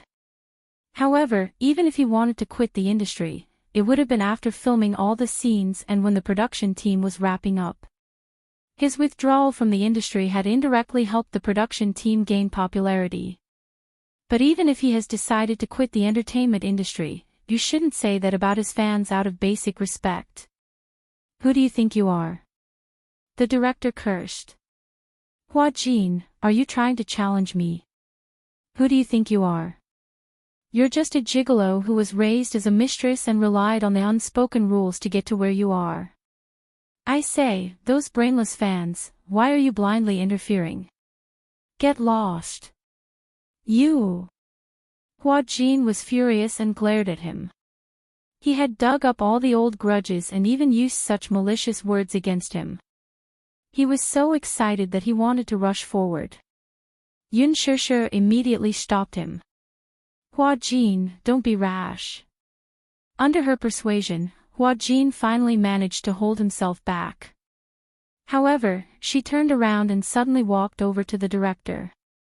She stopped in front of him. Shishir, what are you doing? Before he could finish his sentence, Yun Shishir raised her hand and slapped him across the face. Everyone couldn't help but be dumbfounded. There were many big shots who dared to challenge the director. However, Yun Shishir was the first person to slap the director in front of everyone. She was crazy. What are you doing? The director covered his face and flew into a rage out of humiliation. Chapter 28:59. If you don't respect others, don't expect others to respect you. Then, Yun Shishir said calmly, Director, I think Hua Jin is right. You don't have to take out your anger on Xingzi's fans for the media's mistakes, and you don't have to use those despicable words to insult Hua Jin. The director gritted his teeth and glared at her. But he only dared to glare at her. Who was Yun Shishir? Mu Yaja's wife. Just the name Mu Yaja alone was something he could not afford to offend even if there were 10 of him. Therefore, he could only swallow his anger after being slapped by her. Yun Shishir returned to Hua Jin's side and held his hand. Let's go. Because of her slap, Hua Jin's pent-up anger dissipated a lot. After leaving the television station building, Hua Jin said a little gloomily, Actually, I feel quite disappointed when Gu Xingzi left the entertainment industry. Disappointed? Yes, he has always been my goal. I have always regarded him as my beacon. I hope that one day, I can replace him and become a popular idol. However, I feel quite disappointed when he leaves the entertainment industry. Yun Shishir's lips twitched. You can't surpass him. Everyone can't be replaced. Moreover, he is the idol of the Triphibian Heavenly King. Just by singing, he can crush you to death. You can't sing well, so how can you compare to him? He has won an international music award. What about you? You have to rely on post-production tuning to sing the theme song. Hua Jin pouted. Stop talking. His heart ached. The video of Gu Xingzi's press conference was broadcasted through various channels and presented to the public. He was the symbol of an era. His 10 years had been incomparably glorious. Fans had fantasized about accompanying him through his second decade and third decade. However, they suddenly received the news of his departure. All the fans were devastated by this shocking news. Their overly fanatical behavior caused the other netizens to be dissatisfied. They began to denounce these die-hard fans on a large scale. The internet was in a mess. Yoon Shirshir didn't know how she felt about this matter. However, the feeling of loss stayed with him for a few days. After bidding farewell to Hua Jin, she slowly walked along the street aimlessly. However, little did she know that a black car was slowly following behind her. She was so immersed in her own thoughts that she didn't realize that there was a car following closely behind her. His phone suddenly rang. Yoon Shirshir picked up her phone and saw Gu Xingze's name on the screen. Xingzhe. What's wrong with him? Disregarding her doubts, she quickly picked up the call and placed the phone to her ear. Gu Xingze's calm and gentle voice could be heard from the other end. Shirshir, it's me. Yoon Shirshir was stunned. She stopped in her tracks and froze on the spot. It had been a long time since he had called her by her name. Perhaps it was because calling her Shirshir was too intimate and ambiguous. Hence, he had always called her by her full name. Now, this sudden gentle call had really caught her off guard. Xingze, are you on the street? Gu Xingze heard some noises and car horns on the other end of the line and guessed that she was on the streets. Yeah. Yoon Shirshir said, I saw the live broadcast of your press conference. Chapter 2860. I saw the live broadcast of your press conference. Huh. You really have the heart to do that. Yoon Shirshir looked around. Coincidentally, there was a big screen in the shopping mall not far from her. On the screen, Gu Xingze's announcement of his retirement from the entertainment industry was still being played. Below the screen, there was a circle of fans. Even though there was a distance between them, Yoon Shirshir knew that the eyes of these fans must be filled with tears. Your fans really can't bear for you to quit. Yoon Shirshir sighed. You might be a little too heartless. Why did you quit the entertainment industry? There's no reason. I'm just tired of living in front of the camera. Regarding this topic, Gu Xingze did not delve too much into it. He changed the topic. Shirshir, can we meet? As if he was afraid that she would reject him, he smiled and said, this is probably the last time we'll see each other. What do you mean? He said, my flight is at 1 in the morning. After tonight, I will return to America and never come back. Although she was mentally prepared, when she heard Gu Xingze say that he would never come back, she felt a little suffocated. Shirshir. Gu Xingze took a deep breath. I want to see you. Even if we don't say anything, I want to see you for the last time. Yoon Shirshir also took a deep breath. She looked up at the starry sky and asked, where are you? I'm at the office. I just signed a bunch of agreements. Gu Xingze said again, where are you? Tell me, I'll go and find you. I'm in the city center now. But there are too many people here. It's not convenient for you, right? With Gu Xingze's national recognition, even if he was fully armed, he would be recognized in a matter of minutes if he walked on the streets. Yoon Shirshir tried to get his opinion. Do you know the park at Hushin Island? Yes. Are you driving? Yes, I'll drive. I'll wait for you at the car park at Hushin Island. Okay. After hanging up the phone, Yoon Shirshir immediately walked to the side of the street and flagged down a car. A taxi stopped beside her and she immediately got in. The driver glanced at her and stepped on the accelerator. Then, he realized what was going on and suddenly slammed on the brakes. What's wrong? Yoon Shirshir turned pale with fright. She was startled by the sudden braking. You are that, the driver thought hard for a while. The TV drama that my wife has been following recently is called Lethal Beauty. You're the second female lead in it, right? It's that bad woman. My wife hated you at first.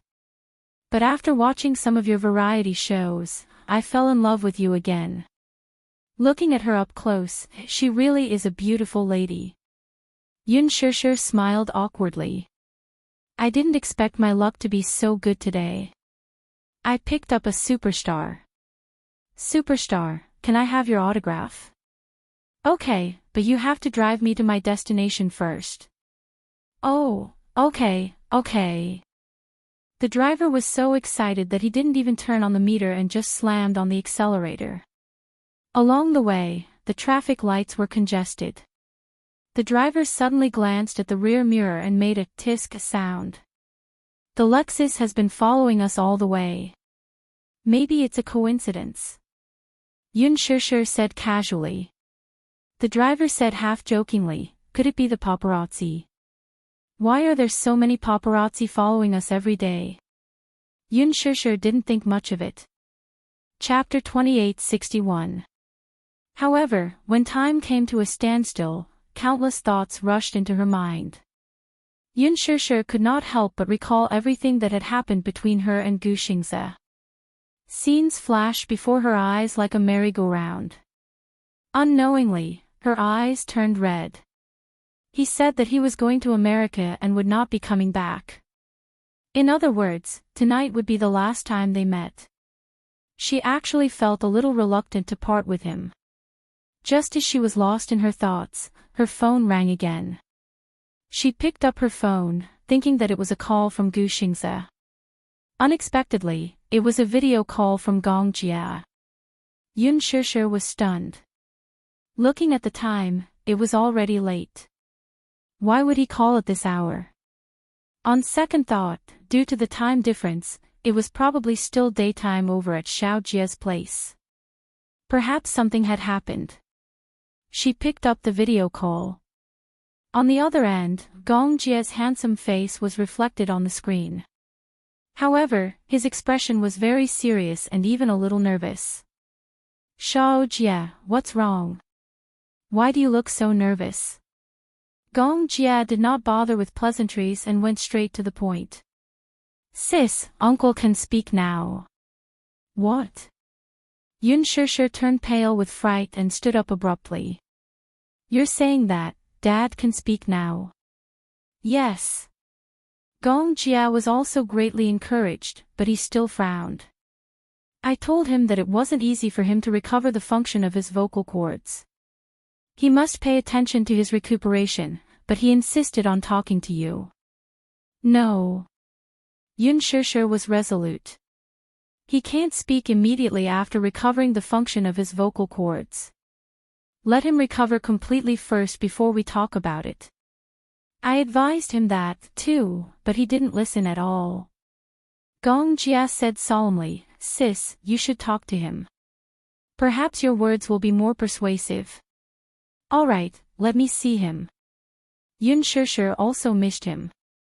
Gong Jia froze the video call. Then, he got someone to carry Yoon Yeching into a wheelchair and pushed it over. As soon as Yoon Yeching's figure was reflected on the screen, Gong Jia gently said a few words to him. Yoon Yeching immediately understood and looked at the phone. Knowing that the other side of the phone was his beloved daughter, he opened his mouth to speak in an unbelievably hoarse voice. Shusher. Daddy has caused you to suffer. Dad, Yoon Shusher furrowed her brows as tears welled up in her eyes. She quickly said, Dad, don't talk so much. It wasn't easy for you to recover the function. Be careful of your sister. Yoon Yeching ignored her advice and squeezed out these words with much difficulty while holding on to the wheelchair. Yoon Shusher was completely stunned. Sister. Yoon. She. Is not dead. His voice was as rough and broken as gravel, but even though he was speaking with great difficulty, she still understood what he was trying to convey. Yoon Na, she's not dead. Dad, how did you know? Because the person who attacked me that night was her. Yun Yicheng seemed to have prepared a script as he said agitatedly, "It was her who destroyed me with sulfuric acid. She will definitely look for you. You must be careful." Yun Shishir's face instantly turned ghastly pale as her lips trembled. How? How is that possible? How could she do such a cruel thing to you? Chapter 2862. Just as she finished speaking, she suddenly felt a car slowly approaching from behind. The ground beneath her feet was instantly illuminated by the high-beam headlights, turning it as bright as a white carpet. The low rumble of the car's engine rose and fell continuously. Yun Shishir's heart skipped a beat. She turned around stiffly and saw a black Lexus parked quietly not far away. The car's high-beam headlights were extremely dazzling. The lights suddenly changed, and in an instant, her eyes were as bright as the aurora. Yun Shishir could not open her eyes because of the blinding light. She could not help but raise her hand to shield her eyes. She subconsciously staggered backward, only to see the car release its brakes and step on the accelerator, speeding toward her. Yun Shishir hurriedly retreated and wanted to avoid it. Suddenly, a man's steady voice came from behind. "Shishir, be careful." Immediately after, a figure pounced on her. It was Gu Xingze. When he pounced on her, he did not forget to use his arms to protect her. Hence, even when the two of them fell to the ground, she fell into his arms and did not collide directly with the ground because of his protection. Her phone, however, did not escape being crushed by the car's wheels and was directly crushed. The car brushed past the two of them and stopped very quickly. Immediately after, a woman got out of the car. Yun Shishir turned around abruptly and saw that the woman was wearing a simple outfit that was as black as ink. However, under her short hair, her face was extremely ugly and covered with hideous scars. Even so, Yun Shishir could still recognize her at a glance. Based on her facial features, this woman was Yun Na. It turned out that she was in the Lexus that had been following her all this while. Yun Shishir shuddered at the thought of this. She then thought of Yun Yicheng's words earlier. Yun Na is not dead. She destroyed me with sulfuric acid. Yun Shishir reacted to everything at once. She raised her head abruptly and glared fiercely at her, crying with every word. "Yun Na, it's you. You're the one who harmed Dad." "Shut up." Yun Na said coldly, "He's not my dad.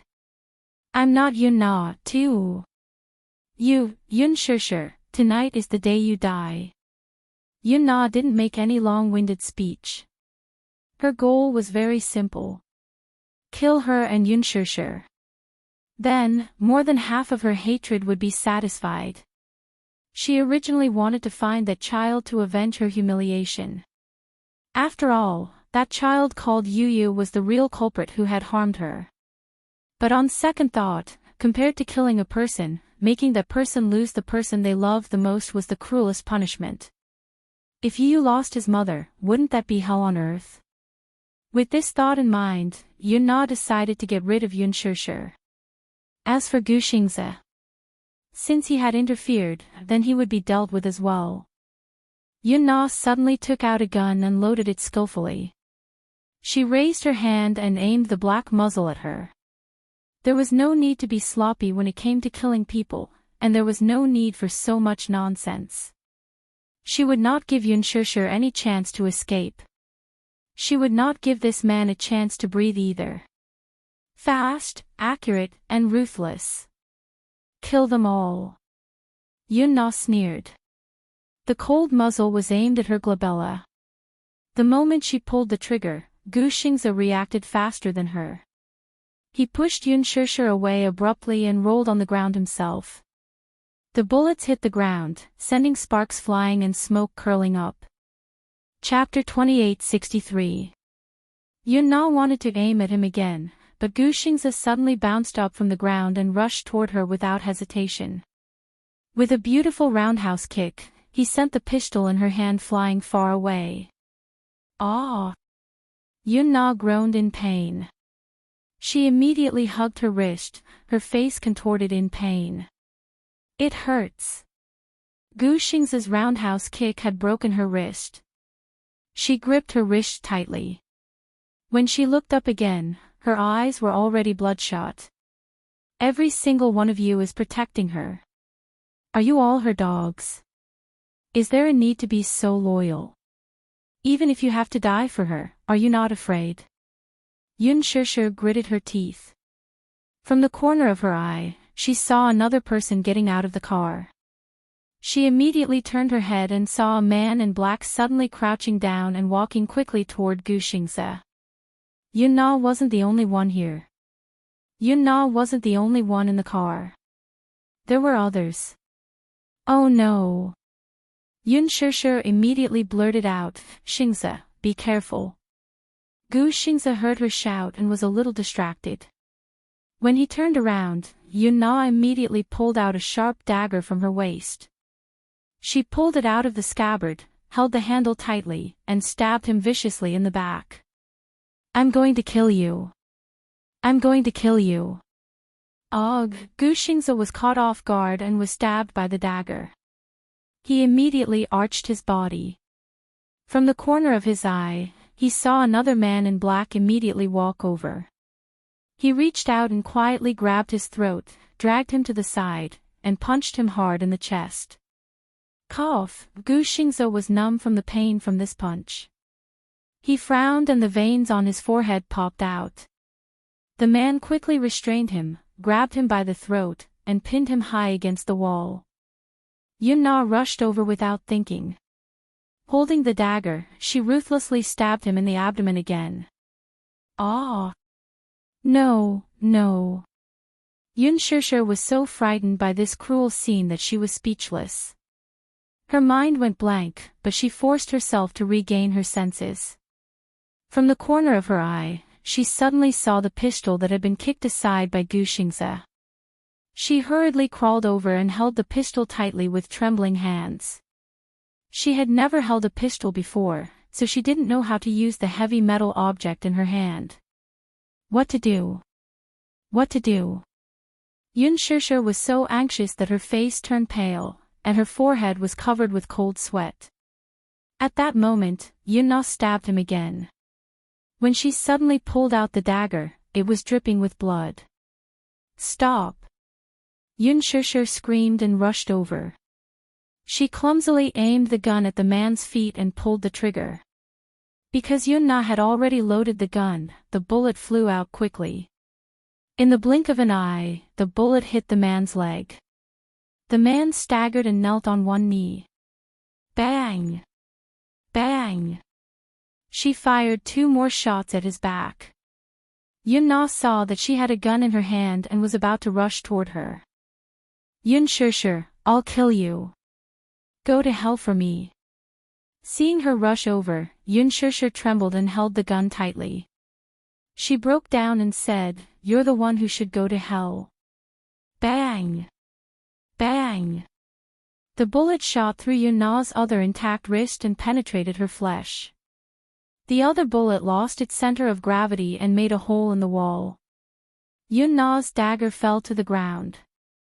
Yun Shushu, she couldn't believe it. She didn't expect that Yun Shushu could hit the target on her first try. Chapter 2864.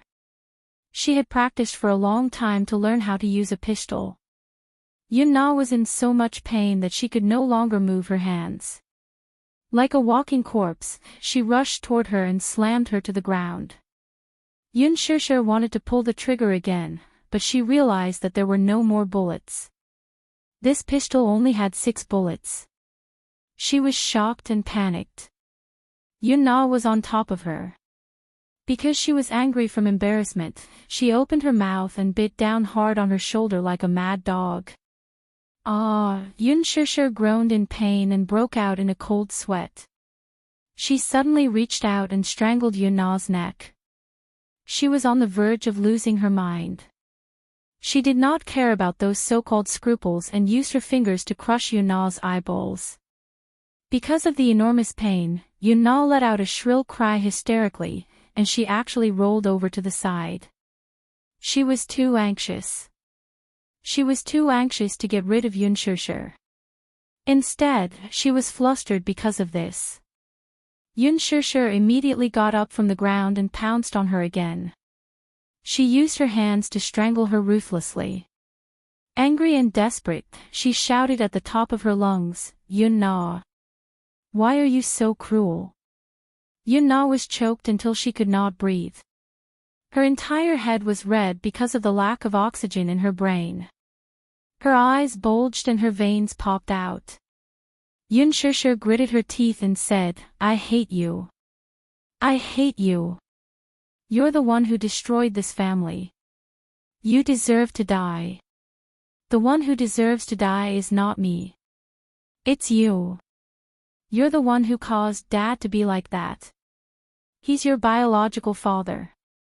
How can you treat him so cruelly? He's not." Yun Na screamed in despair, "He's not my father. He's not. Yun Shishir, you took away everything that belonged to me. Even if I go to hell one day, I want you to be buried with me." When Yun Shishir thought of Yun Yeqing's miserable state, she hated this detestable and evil woman even more. She tightened her grip on Yun Na's throat and exerted more force. She wanted to kill her. Even if she was sentenced to break the law, she would not hesitate. This woman is crazy. If he didn't kill her, she would kill him and Xingzhe. She absolutely couldn't tolerate her hurting Xingzhe again. Yun Shishir and Yun Na were in a fierce confrontation. Behind them, the man in black finally got up from the ground. He had been shot in the knee, and one of his legs had lost its support. However, when he saw that Yun Na was at a disadvantage, he immediately turned around and returned to the car. He opened the trunk and took out a silver handgun. The man turned around. Under the moonlight, the gun glinted coldly and attracted Gu Xing's attention. It was a gun. He followed the man's gaze and realized that he was closing in on Yun Shishir. He gradually raised his right hand, swiftly loaded the gun, and put his index finger on the trigger. No! Without a second thought, Gu Xingze ignored the blood flowing out of his abdomen and back. Just as the man raised his gun and pulled the trigger, Gu Xingze pounced on him. Ugh! The man was caught off guard and was pushed to the ground by Gu Xingze. However, the trigger had already been pulled, but the bullet's trajectory suddenly deviated. Originally, if the shot had not deviated, the bullet should have pierced through the back of Yun Shishir's head. However, because of Gu Xingze's interference, the bullet hit the car window beside Yun Shishir. Bang! A loud sound was heard. The car alarm sounded. Chapter 2865. The glass shattered. The flying glass cut her cheeks and exposed her skin. Finally, the glass shards pierced Yun Shishir's eyes. The eyes were the weakest part of a human being. When the glass shards pierced her eyes, the piercing pain made her cry out in pain. Because of the sharp object piercing her eyes, Yun Shishir felt a piercing pain in her eyes. Her whole body fell backward. Her eyes hurt. After the whole world spun around, her head hit the concrete floor heavily. Her eyes were shaking from the pain. Then, she seemed to feel the glass from the car window falling on her body. Shishir. She seemed to hear Gu Xingze calling her name. But she couldn't hear what he was shouting. The pain seemed to have taken over all her consciousness. So painful, her eyes hurt. Yun Shishir panicked. She touched her eyelids with trembling hands. Her fingertips touched a patch of warm blood that stained her eyelashes. It flowed down her cheeks and stained her clothes. She endured the searing pain and opened her eyes a little. Her vision was blurred by blood, as if covered by a layer of red fog. It was so hazy that she couldn't see anything. She could only vaguely distinguish the glaring light. I can't see anything, Yun Shishir choked with sobs. Gu Xingze frowned and gritted his teeth. He grabbed the dagger from the ground with difficulty. The man behind him wanted to get up and make a final struggle. However, Gu Xingze didn't give him the chance to do so. Pfft. The dagger pierced into his chest. That was where his heart was. Gu Xingze knew very well that this dagger had pierced into his chest. He didn't want to get up. The man's eyes widened in disbelief as he was stabbed in the chest. His face instantly became distorted as he looked at the man covered in blood in disbelief. He had been stabbed so many times, but he still had so much strength. To actually stab the dagger so deeply. The man immediately spat out a mouthful of blood. This slash was almost destructive. His entire body collapsed on the third floor. His eyes were wide open in anger and he no longer struggled. Gu Xingze stood up and staggered over to Yun Shishir's side to help her up. However, when he exerted a little force, it affected the location of the wound, and blood gushed out again. Yun Shishir shrieked in fright when she felt someone touching her. Gu Xingze immediately coaxed her gently, Shishir, don't be afraid. It's me, Xingze. He held back the sweet taste in his throat and glanced at Yun Na, who was unconscious on the ground. He said to her, let's go to the hospital. Before he could finish his words, his legs went soft and he almost fell to his knees. When Yun Shishir heard his voice, she endured the pain and groped around aimlessly. Finally, she found his hand. She immediately grasped his hand tightly. Xingze, how are you? Are you seriously injured? Did you lose a lot of blood? No, Gu Xingze endured the pain and gritted his teeth. He pretended to smile calmly and said, I'm fine. Yun Shishir didn't believe him. She rubbed his body, but he held her hand instead. Your eyes are injured. Let's go to the hospital, okay? Okay, Yun Shishir touched her face in pain. When she touched the sticky blood, she became even more flustered. She couldn't see anything. Chapter 2866. Seeing that she was flustered, Gu Xingze hugged her gently to calm her down. Don't be afraid. I'm here. Everything will be fine. He said calmly. Everything will be fine, okay? Don't be afraid. The two of them stood up while leaning against each other. Yun Shishir couldn't see and had lost her sense of direction. She could only use all her strength to put Gu Xingze's arm on her shoulders and try her best to support all his weight. Gu Xingze hugged her shoulders. He knew deep down that this idiot must have wanted to use his body to support her. However, she was also severely injured. He couldn't bear to let her bear all his weight. He really couldn't bear to let her bear all his weight. Hence, he shifted his weight to the other side. He hugged her with one hand and covered his bleeding wound with the other. He slowly walked towards the intersection. Yun Shishir couldn't see. Because she couldn't see how pale his face was at this moment. His face was pale and covered in cold sweat. Especially his originally rosy lips.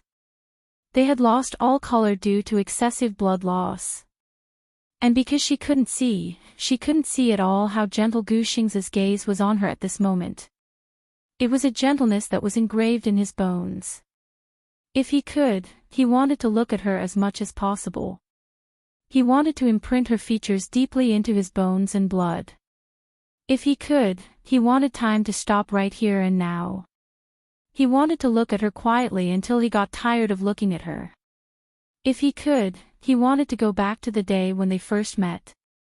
He would definitely hug her tightly in his arms. When that man appeared, he would take over her entire heart. Gu Xingze's lips suddenly trembled.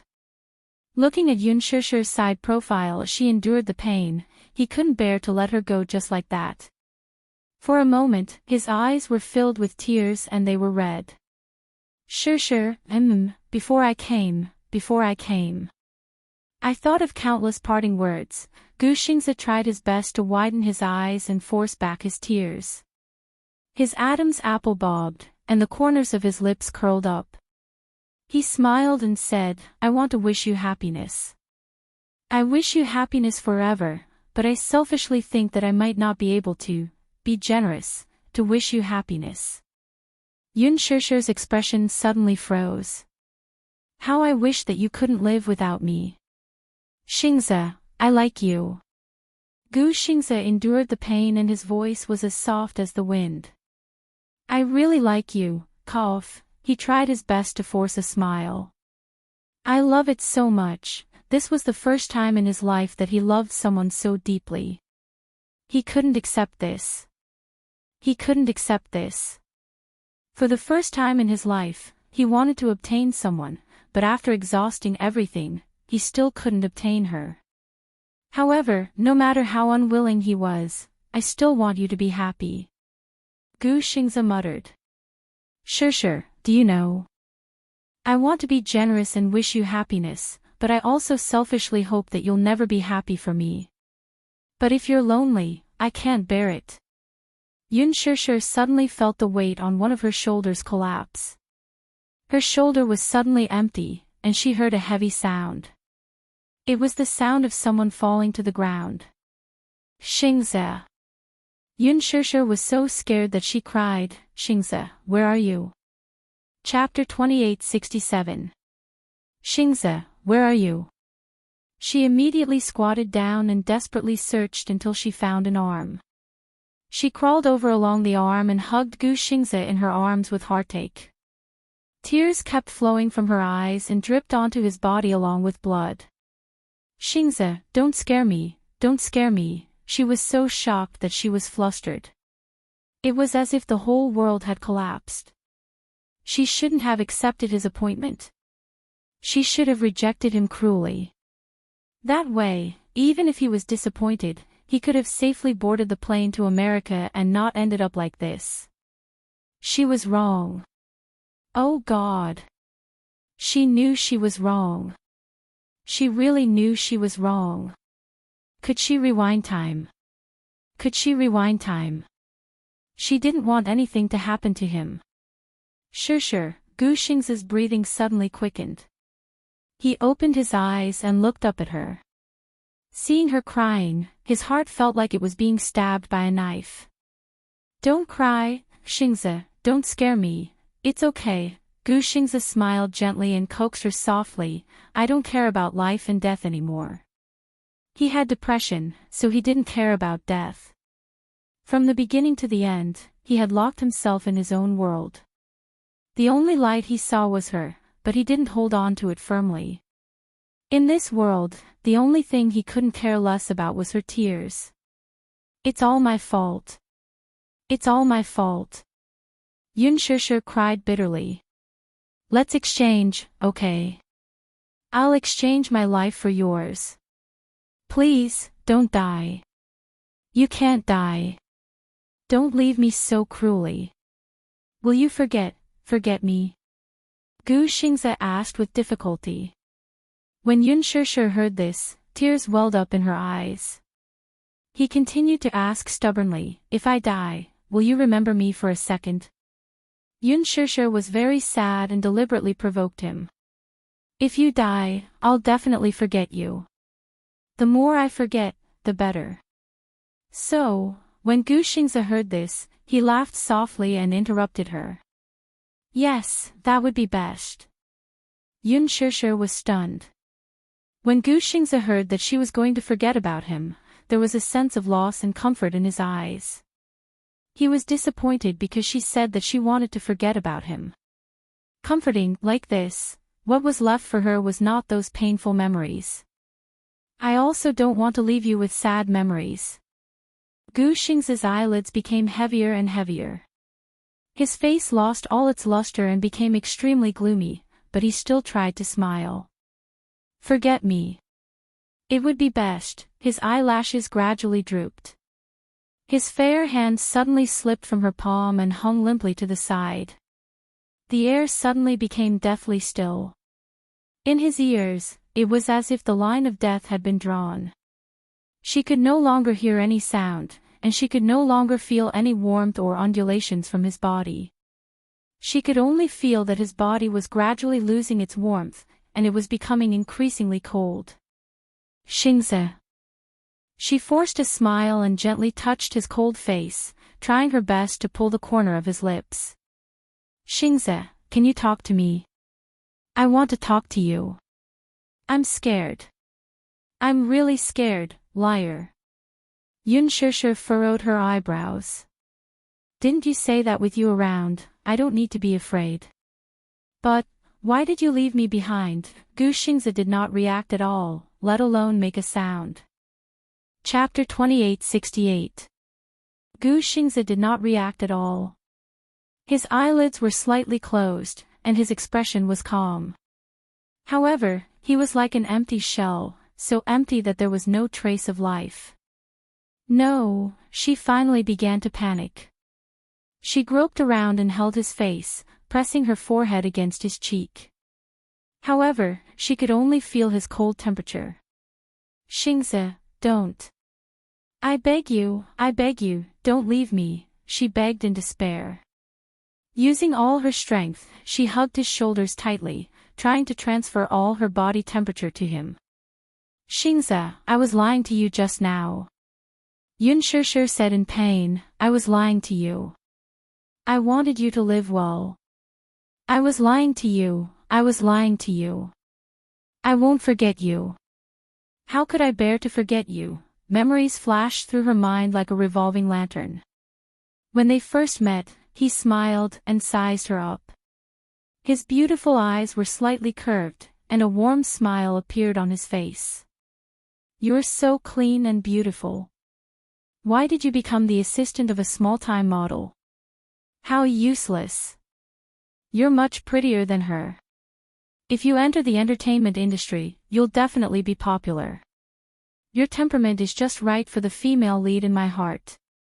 Yun Shishir could no longer hold back her heart-wrenching sadness.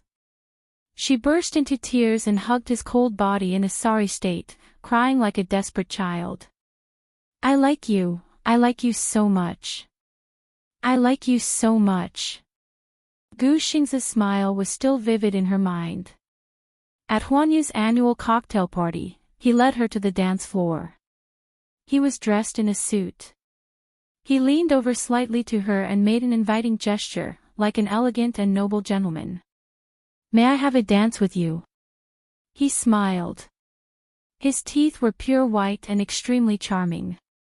Life felt like the first time they met. Yun Shishir gritted her teeth and hugged his head that had no center of gravity. Tears gushed out like a fountain. She tried her best to open her eyes wide, wanting to take a good look at him. However, the wider her eyes were, the deeper the pain. In the end, all she could see was a blood-red blur. She could not see anything clearly. No, Yun Shishir cried helplessly. Let me take a good look at you. Xingze, let me take a good look at you. I can't see anything. Yun Shishir grabbed his collar tightly. The pain was so great that her soul was about to shatter. Xingze. She called his name in despair, and her cries echoing in the huge parking lot. Shishir. In the darkness, a tall figure walked towards her. Yun Shishir opened her eyes abruptly, only to see the superstar's gentle smile. Xingze. She was excited and hugged him. You're not dead. You're not dead. She was so happy that her words were all jumbled up. She only knew how to repeat the same sentence. Her heart ached as she hugged him tightly. I think I Xingze I really think you leave I really think I swear. Yun Shishir's tears flowed uncontrollably. Don't make such jokes again. Use, you You leave me you leave Shishir. Gu Xingze calmed her down.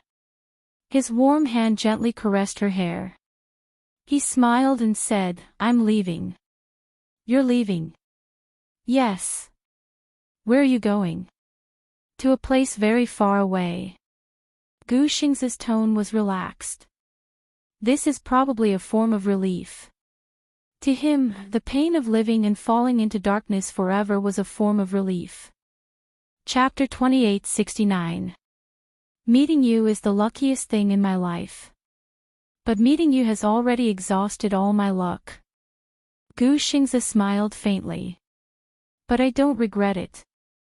But, I don't regret it. Gu Xingzi suddenly turned around and looked back with a smile. I'm leaving. No. Yun Shishir immediately got up and chased after him desperately. Xingzi, don't. Don't go.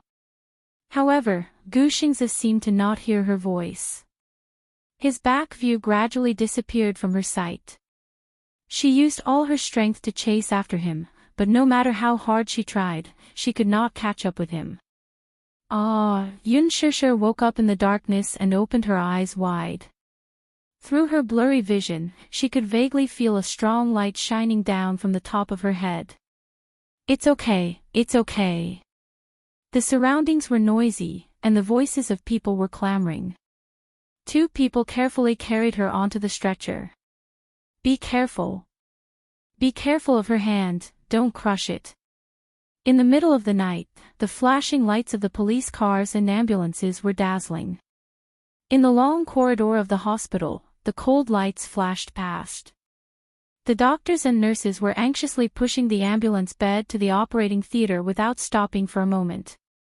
Yun Shishir lay on the operating table with her eyes tightly closed. The piercing pain almost made her suffocate. She could vaguely make out the dejected cries of a family member among the chaotic voices around her. Then, in her daze, she heard a familiar voice. Shishir. Shishir. It was him. It hurts, she could not see anything. She reached out and was quickly held tightly by a pair of big hands. Mu Yaja pretended to be calm and called her name softly. Shishir, it's me. Before he could finish speaking, the nurse pushed him aside. Sorry, sir, please wait outside the operating theater. After that, a group of medical staff hurriedly pushed Yun Shishir into the operating room. Mu Yaja stood at the entrance of the operating theater. Behind him, Hua Jin rushed over with Yu Yu in his arms. Xiao Yichen ran the fastest. He rushed to the entrance of the operating theater and raised his head. When he saw the operating theater light on, he gasped. Mommy, he walked to the door in a panic and peeked through the crack. Hua Jin immediately asked, Brother-in-law, what happened to elder sister? We still don't know what's going on. Sister, her eyes were injured. I've already sent someone to investigate the details. Previously, he had sent bodyguards for her, but according to the news, she had followed the crew to the TV station for an event, and then the crew was responsible for sending her home. Hence, they did not follow her. Furthermore, nothing unexpected had happened all this while. They let down their guard a little. Yun Shishir also said that there was nothing special, so they didn't follow her anymore.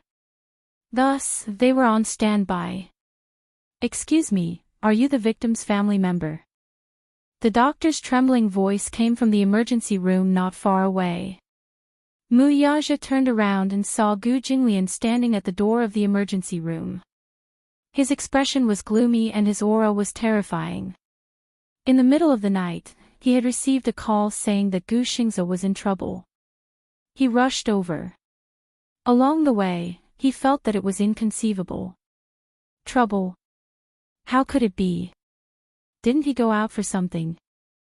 Chapter 2870. He said that he would not come back after returning to America. Gu Jingzi had wanted to send him off, but he said that he wanted to see the most important person in his final moments. Then, he disappeared without a trace. Gu Jingzi did not expect to receive such news in the middle of the night when he waited for his return.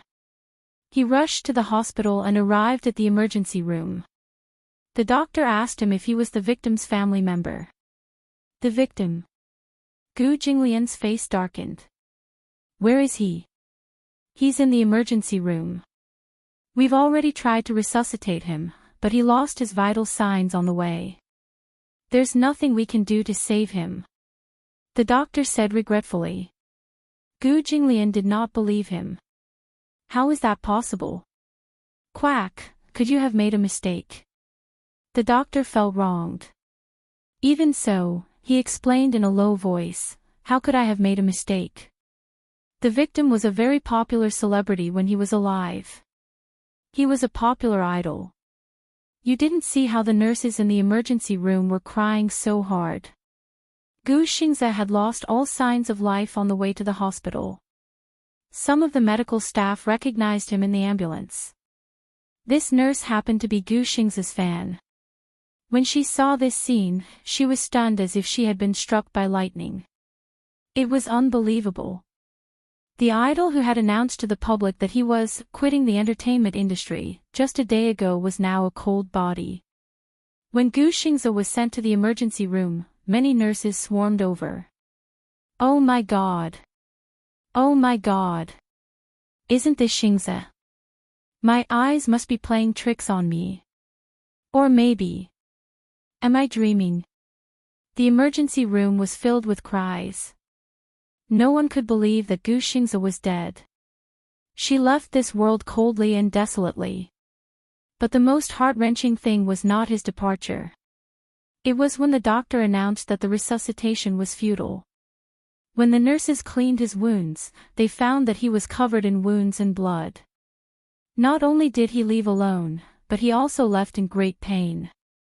Even if they weren't Gu Xingze's fans, their eyes turned red from sadness at such a bleak scene. Get out of my way! Gu Jinglian lost his patience and pushed him away. He kicked the door open and barged in. The door was kicked wide open. Gu Jinglian walked in and was surprised to find a body covered tightly by a white cloth on a hospital bed in the emergency room. The nurses hugged each other and burst into tears. Gu Jinglian could not help but feel annoyed. He shouted angrily, "Get out of here!" A few nurses were shocked by his angry and cold expression. Under the doctor's eye signal, they left the room in groups. In the spacious resuscitation room, there was only a lonely bed left. All kinds of medical instruments were piled up at the side. At the foot of the bed, there were many blood-stained and cut clothes. Gu Jinglian walked over to the bed. He did not believe that the person under the white cloth was Gu Xingze. He could not help but reach out, pinch a corner of the white bedsheet, and lift it up. Wow! Gu Xingze's pale and handsome face came into view. Gu Jinglian's eyes widened slightly. He lost focus for a moment and his pupils contracted. He was so shocked by this scene that his heart stopped beating for a moment. Xingze, was he really dead? He was in disbelief. Chapter 2871. Uncle Fu also walked over. When he saw Gu Xingze on the bed, his eyes instantly turned red. What? What happened? He was fine, why did he? It wasn't that he didn't have feelings for Gu Xingze. Uncle Fu had served Gu Lianqing wholeheartedly in the Gu family. After Gu Lianqing passed away, he started serving Gu Jinglian. However, his heart was incomparably gentle. His heart ached for Gu Xingze and he pitied him. Gu Xingze had lived in the Gu family for a period of time.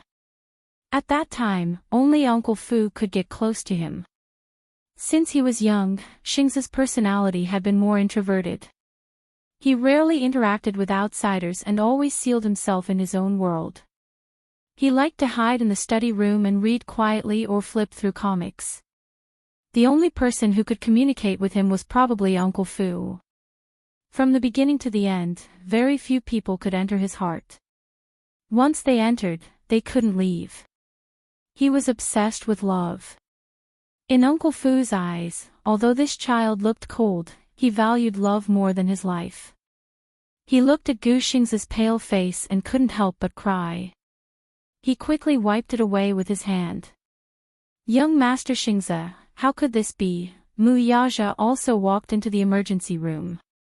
He had only planned to wait outside the operating theater for his wife. When he found out about this, he rushed over but only saw Yun Shishir lying on the operating table, covered in blood. He didn't know if the blood on her clothes was hers or someone else's. Especially her eyes, which were filled with blood. When he saw it, his heart felt like it was being stabbed. What was the feeling of heartache? He wished he could take the pain for her. The eyes were the most vulnerable part of a person. The doctor said that there were many small glass shards in her eyes, which caused the corneal hemorrhage. Glass shards. How did these damn things get into her eyes? Muyaja really couldn't figure it out, but he didn't have time to investigate. He only cared about accompanying her by the bed. At that time, she was unconscious, but she kept mumbling as if she was talking nonsense. He leaned closer to listen, but he couldn't hear clearly. When she finally woke up and opened her eyes, she was pushed into the operating theater. Muyaja could only force himself to calm down. If he lost his composure, the situation would be completely out of control. Right now, he had to guard her until she left the operating theater safely. He didn't care about her eyes or whether she would lose her vision. He only wanted her to live well. Even if she could no longer see, he would do everything in his power to make her see again. However, Muyaja saw Uncle Fu's eyebrows. But when he heard him, he heard Uncle Fu's sorrowful voice, "Young master." His eyebrows twitched, and he vaguely suspected something, so he walked to the resuscitation room. However, he saw such a desolate scene. Gu Xingze lay on the hospital bed with a pale face. To be precise, this was an empty shell without any soul control. It was cold without any temperature. His body was already cold. His limbs were also gradually stiffening. His handsome face was stained with blood, but it was strangely calm. It was as if he had just fallen asleep. Normally, after suffering so many injuries, an ordinary person's expression would be extremely ferocious before they died. However, he was exceptionally gentle and quiet, as if he had left without any pain. Chapter 2872. He had never thought that the two of them would meet under such circumstances. Gu Jinglian sized him up and asked expressionlessly, "Why are you here? What happened to him?" Muyaja asked instead of answering. Gu Jinglian lowered his gaze and glanced at Gu Xingze. His expression was covered with a layer of ice. He's dead. He left peacefully. He had originally thought that he would not be affected by any accident that Gu Xingze had caused. However, he did not expect that when this family member left, Gu Jinglian's heart would still ache a little. Gu Xingze was dead. His heart was heavy. Gu Jinglian suddenly narrowed his eyes. Who did it? Old master, who did it? Gu Jinglian gripped the armrest tightly, his gaze vicious. Who did it? Uncle Fu immediately said, "I just understood the situation. It said that the culprit has already been detained. It's a woman." The other accomplice was already dead when he went to the crime scene because of a fatal wound. A woman. Gu Jinglian frowned. A woman. A woman. Muyaja also expressed his doubts. Uncle Fu immediately said, "It said that before young Master Xingze went abroad, he wanted to see Miss Yun Shishir one last time. He was probably attacked on the way to the appointment. Did he offend any enemies?" Gu Jinglian's expression turned even colder. "I remember that he didn't offend anyone. How could he be attacked for no reason? All these need to be carefully investigated by the police before they can come to a conclusion. I've already sent people to put pressure on the relevant departments. I believe that they will be able to come to a conclusion soon." Muyaja frowned and suddenly asked, "Did you find out the woman's name?" When Uncle Fu heard this, he and Gu Jinglian turned to look at him. After struggling for a while, he said slowly, "I only know that it was a young woman with a slightly damaged face. Her surname is Yun and her name is Na. That's all I know." Muyaja was stunned, and the muscles on his face tightened. Yun Na, it was actually this woman. He narrowed his eyes and guessed what was going on.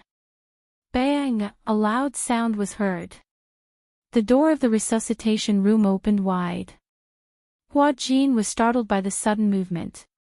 He stood up immediately, only to see Mu Yaja walk out with a stern expression. He strode in front of him and instructed, "Stay here and guard her well." "What happened to you? You look like you're in a hurry. Where are you going?"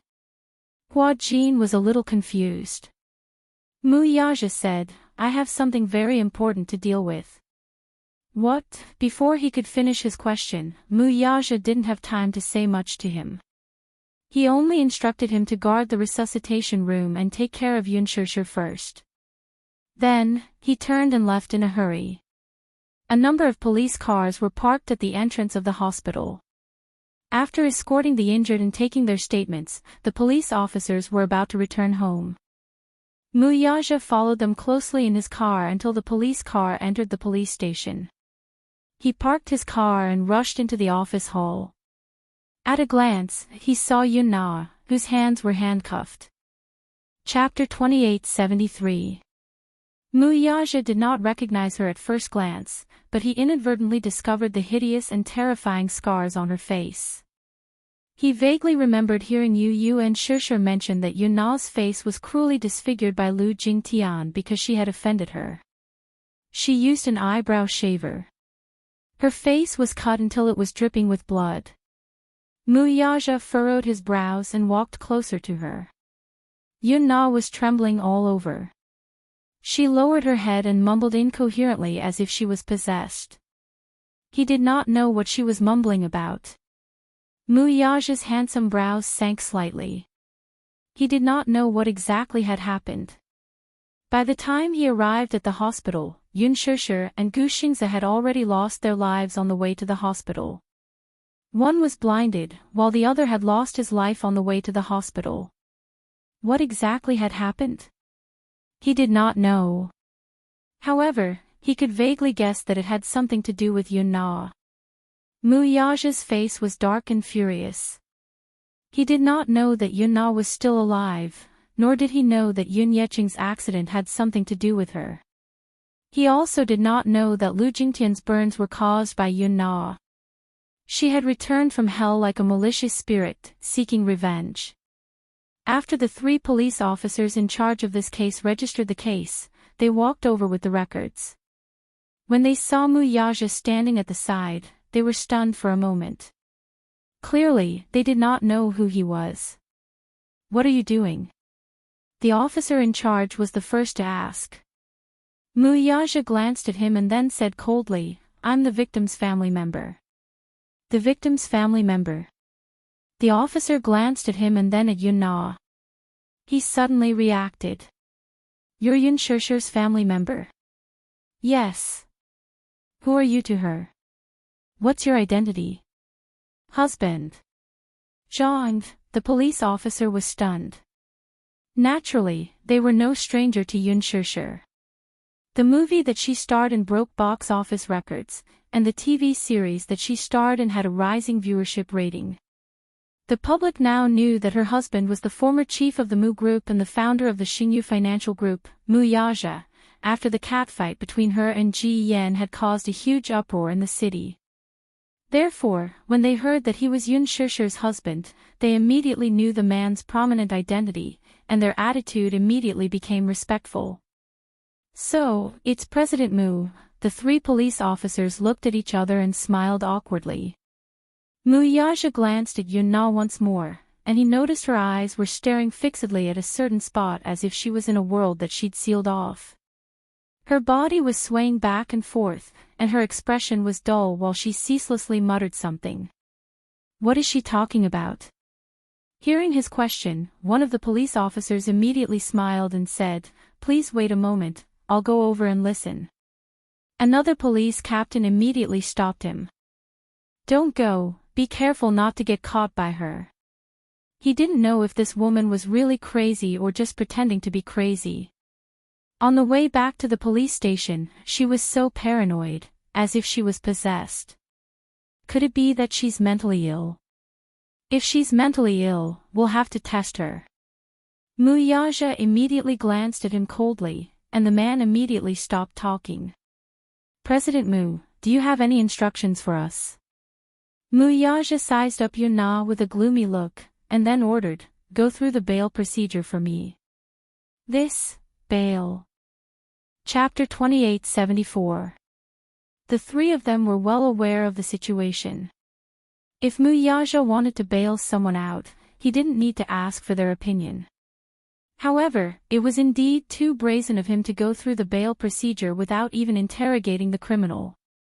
I'll give you 20 minutes to go through the procedure. Mu Yaja glanced at his watch expressionlessly, then looked up and said coldly, my time is precious. The three of them couldn't help but be deeply shocked by his gaze. They shuddered and looked at each other, at the hospital. The emergency room was crowded with people.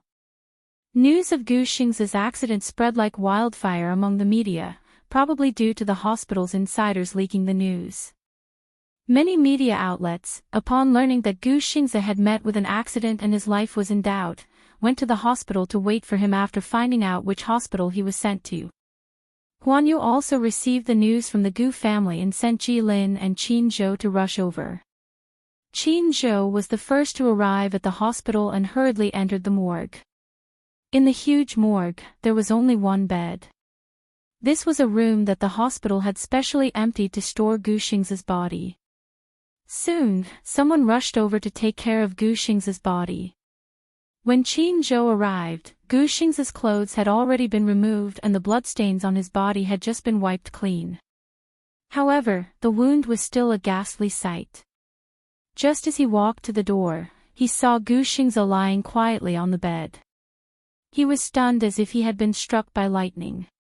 His mind went blank for a few seconds. Qin Zhou immediately reacted and rushed to the bed in a panic. However, all he saw was Gu Xing's deathly pale face. Xingze.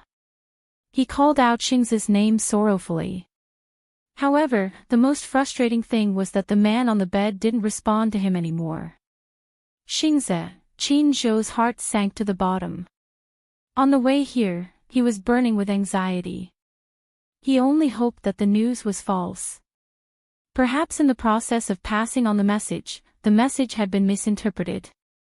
How could a person who was alive just a second ago suddenly die for no reason? Qin Zhou was clearly in disbelief. But when she rushed to the hospital and saw Gu Xingze, she was shocked to find that all this was not fake. Xingze really, he left. Qin Zhou rarely shed tears.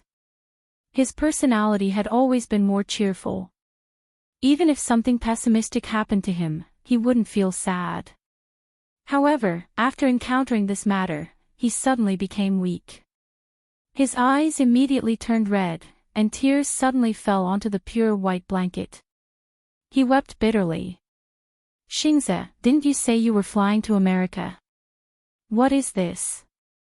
He suddenly stretched out his hand and touched the ghastly wounds. Tears streamed down his face. Where did these wounds come from? Earlier, you said that you would contact me as soon as you arrived in the US. I thought you were already sitting in the first-class cabin to the US. He immediately hugged Gu Xing's shoulders. His heart was filled with pain, but he did not know how to vent it. Quickly get up and tell me that this is a joke. You're joking with me. Okay, you win. I was fooled by you. Xingze, don't close your eyes anymore. Open them and look at me. Chapter 2875. Gu Xingze had been in the entertainment industry for many years. Qin Zhou and he were very close. Their relationship was so close that most people would find it unreasonable. Many media outlets even speculated that the two of them were gay. They said that Qin Zhou and Gu Xingze did not cheat on each other and that their sexual orientation was not normal.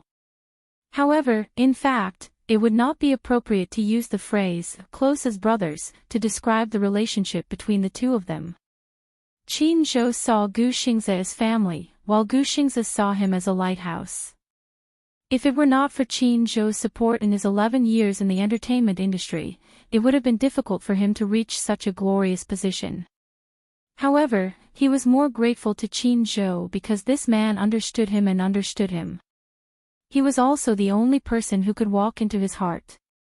Qin Zhou obviously could not accept this reality. He held Gu Xing's face and pressed his forehead against it. However, he could only feel the coldness from deep within his skin. There was no warmth. He was no longer around, leaving behind such an empty shell. No matter how he called out to him, he would never wake up again. Qin Zhou gripped the bedsheets tightly in pain. He obviously could not accept such bad news. Gu Jinglian stood at the side and watched this scene. His face also softened a little. The separation of life and death was enough to deeply affect anyone with a heart of stone. Ji Lin also arrived quickly. Many of Huanyu's executives followed closely behind. Ji Lin walked to the door and instructed them to wait at the door before he walked in. When he walked to the bedside and saw the scene, his entire face twitched. What's going on? Qin Zhou looked at him with reddened eyes. His lips could not help but tremble. Ji Lin saw him and frowned. However, he could not bear to reprimand him. He only said, "Pull yourself together. We still need you to follow up on the follow-up matters. He is my most important friend. Over 10 years of friendship is more important than family." Qin Zhou choked. How can I not be sad that he's gone? How can I not be sad? You told me to pull myself together, but how can I pull myself together? Sigh. Ji Lin sighed helplessly. Qin Zhou, there are media outside the door. I've already sent people to seal off the hospital, but I'm afraid it'll be difficult to stop those media. Last time, paparazzi sneaked into Lu Jingtian's morgue to take photos of her body and publish them online. I don't want such a thing to happen to Xingze. Qin Zhou clenched his fists tightly. The news of Xingze's death should be announced to the public. This matter has already spread like wildfire among so many people in the hospital. We won't be able to keep it a secret for long. D***it. Qin Zhou cursed angrily, which bastard spread the news. Xingze is very popular and has a very high national profile. He can cause a commotion on the streets.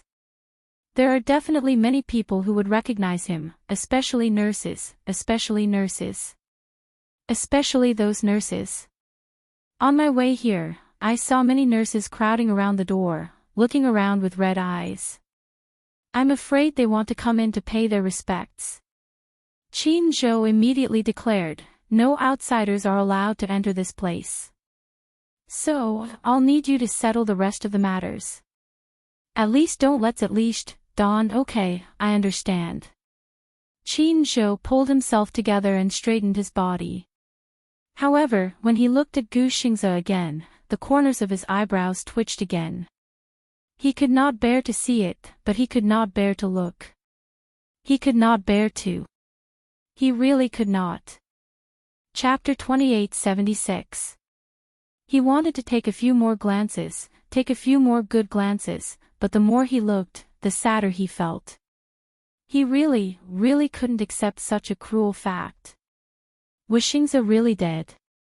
Soon, like those who had died, he would turn into a small pile of ashes in the funeral parlor and be buried in a dark grave, never to see the light of day. Qin Zhou suddenly felt very sad, and he couldn't stop his tears. He wasn't a weak person, but now that he deeply understood that Gu Xingze would never come back, he felt the heart-wrenching pain of losing a close friend. Qin Zhou tried to restrain himself again and again before he forced himself to stand up. He gently reached out to close the superstar's eyes, which had not been tightly shut. Didn't you always say that you wanted to have a good sleep? Qin Zhou looked at him and frowned, but he forced a smile. Now, you can have a good rest. Leave the rest to me. He turned around and slowly walked away. When he reached the door, a few of Huan Yu's executives looked around inside. Qin Zhou stopped them. "Don't look." As he spoke, he closed the door behind him. "What happened to Xingze?" "We received news that Xingze had an accident." "What happened?" Qin Zhou glanced at them with a blank gaze and said casually, "Xingze is asleep. Don't wake him up." The executives looked at each other, obviously not knowing what was going on. However, most of them were smart. When they heard Qin Zhou's words, they roughly confirmed their guesses. Gu Xingze was gone. He was in a deep sleep forever. He had been in the entertainment industry for 10 years and had always been the most dazzling star. Now, he was really like a shooting star, falling into the galaxy. "Xingze is asleep. Don't wake him up." He used to complain to Qin Zhou that he couldn't sleep well at night. Qin Zhou knew that his mental state was very poor and was very worried. He knew very well that Gu Xingze had been in the entertainment industry for more than 11 years. For many years, he was always flying around the world to rush to work, so his sleep condition was very bad. Furthermore, it was accompanied by severe neurasthenia and depression. All along, it had been accompanied by medication. He had announced his retirement from the entertainment industry because of Yun Shishir. More importantly, his personal doctor had repeatedly advised him to go to America for treatment of his depression. Gu Xingze also gave up. However, the announcement of his withdrawal from the entertainment industry was too sudden and caught Qin Zhou off guard. Why did he fall in love with Yun Shishir? It was probably because Yun Shishir was the only ray of light that could expel the darkness in his heart. However, there were some things that could not be forced. He really couldn't force it. However, he had thought of countless possibilities regarding his future. Perhaps he would be cured of his depression in the United States. Perhaps, in a foreign country, he had met a suitable girl and was in love with her. Perhaps, in 2 years, he would marry the woman he loved, have children, and live a peaceful life. However, no matter how much he thought about his future, he would never have thought that he would be met with such grievous news. How could he accept this? Qin Zhou only thought that he was asleep. Perhaps, to him, this was a form of relief in disguise. The dead could not be brought back to life. He only hoped that he could rest quietly. Chapter 2877. Even though it was late at night, many media outlets rushed over after hearing the news. They waited outside the hospital door stubbornly, waiting for the breaking news at the first opportunity. There were even worse media outlets who didn't care if they found out the truth of the matter. To protest Huan Yu's decision to lock down the hospital, they burned incense at the entrance of the hospital. There were also media outlets who secretly posted the news online. Soon, there were self-media outlets on Weibo that published such news. Gu Xingze jumped to his death due to depression. This headline was too sensational. It quickly attracted the attention of many fans. But how could the fans believe the media's one-sided story? There were no photos, no concrete evidence, and no official announcement. Naturally, the fans wouldn't buy it. They would treat it as a publicity stunt. Hence, a large number of fans quickly gathered under the Weibo account to hurl insults and accusations, accusing the unscrupulous media of making groundless accusations and inciting malicious rumors. Rumors. This was a rumor. Soon, this Weibo post was trampled on by Gu Xingze's army of fans. Within a short span of 10 minutes, it attracted hundreds of thousands of fans and tens of thousands of comments. It caused such a sensation that the Weibo server was paralyzed. The technical department dealt with it urgently, and the blogger was so frightened that he immediately shut down the comments function. Many fans had a frighteningly accurate sixth sense. They probably felt that this Weibo post was too sensational and there was no official announcement, so they panicked and felt that something must have happened to Gu Xingze. Hence, they went to Gu Xingze's Weibo and begged him to clarify the rumors. Gu Xingze's last Weibo post was still an announcement about Gu Xingze's withdrawal from the entertainment industry. The fans were eagerly anticipating. But what the fans didn't know was that this Weibo account would never be updated again. No matter how much the fans cried in the comments section, Weibo remained silent. Hua Jin had been standing guard at the entrance of the operating theater. As he was worried about Shishir, he was completely distracted. Yu Yu and Xiao Yichen were also extremely anxious. They didn't rush over immediately, so they didn't know what was going on with their mommy. However, the door to the operating theater kept opening and closing, and a group of nurses came in and out in a hurry. They didn't know what was going on. Then, a nurse in a pink uniform walked in. Hua Jin stood up with a look of shock on his face. Pink uniform. In this hospital, the only nurse who wore a pink uniform was from the gynecology department. He watched helplessly as a few gynecological nurses rushed in, and the door of the emergency room slammed shut again. Xiao Yichen was on the verge of tears. What should we do? Would mommy be in any danger? It's been so long, why haven't they come out yet? I'm so scared. Yu Yu immediately shouted at him, don't talk nonsense. Mommy will be fine. Ugh, Xiao Yichen's face was filled with tears. He felt extremely wronged. Qin Zhou, who had just walked out, heard Xiao Yichen's voice and walked over curiously. When he saw that they were there as well, he was even more confused. Why are you guys, Qin Zhou? Hua Jin jumped to his feet. Qin Zhou was Shishir's manager. Seeing him, his anxious heart finally calmed down temporarily. Hua Jin, Shishir is in the middle of an emergency surgery. Chapter 2878. When Qin Zhou heard Hua Jin mention Gu Xingze, his expression darkened and he frowned. Xingze is gone. Hua Jin was stunned for a few seconds. He quickly understood what he meant by gone. How could that be? He was in disbelief. When Yu Yu heard this, she hurried over and asked, Uncle, what did you say? Uncle Xingze is gone. Ah-ha. Qin Zhou suppressed his grief and said in a low voice, let him rest well. He's been through a lot all these years. Both of them fell silent. Yu Yu also looked regretful. Qin Zhou recalled what Hua Jin had said earlier and was suddenly jolted awake. What did you say? Shishir is in the operating theater. What's wrong with her? She was sent in with Xingze.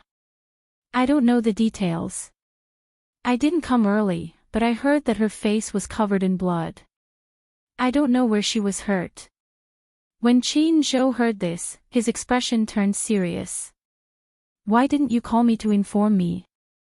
I thought you knew. Hua Jin was a little annoyed. I saw you entering the hospital just now and hurrying off in another direction with a group of people. I thought you knew about Shishir's matter, but I didn't expect Xingze. How long has Shishir been in the operating theater? About 2 hours. Then, did you inform Chairman Mu? Hua Jin immediately said, he was the one who informed me first. After that, he said that he had something urgent to attend to and left first. He asked me to stay here and take care of her. Why isn't Daddy back yet? Xiao Yichen mumbled in confusion. Yu Yu immediately said, he probably had something important to attend to and didn't have time to explain it to us.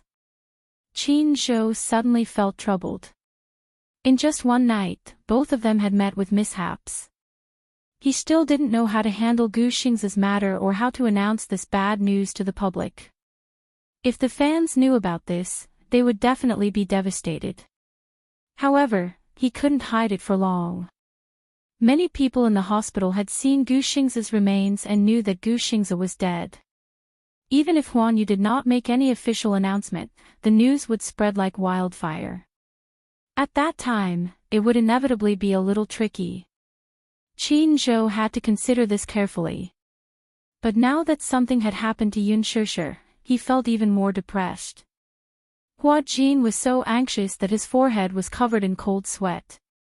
Qin Zhou immediately comforted him, don't worry, since you stay here to guard her, if you lose your sense of propriety, who will take care of Shirshir?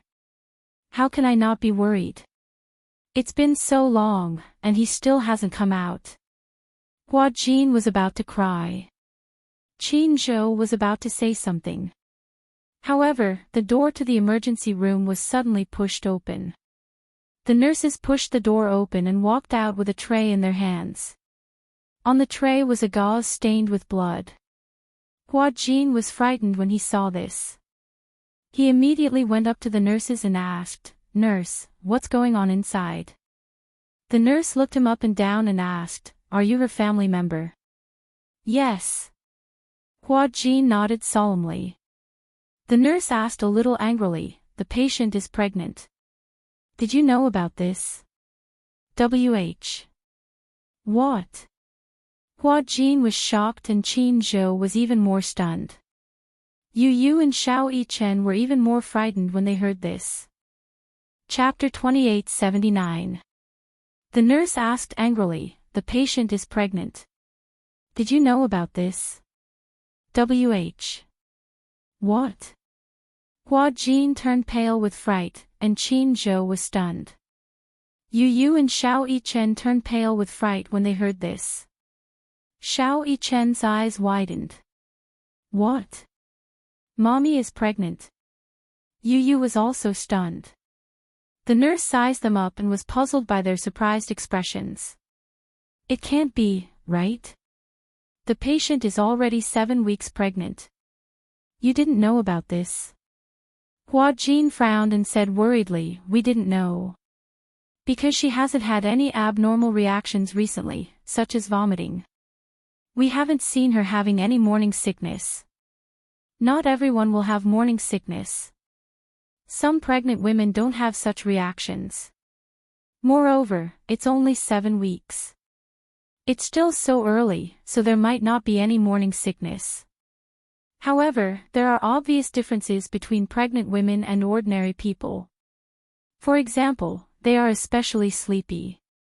After the nurse finished speaking, Yu Yu immediately asked, "Nurse, how is mommy? Is her life out of danger? You said that she's pregnant.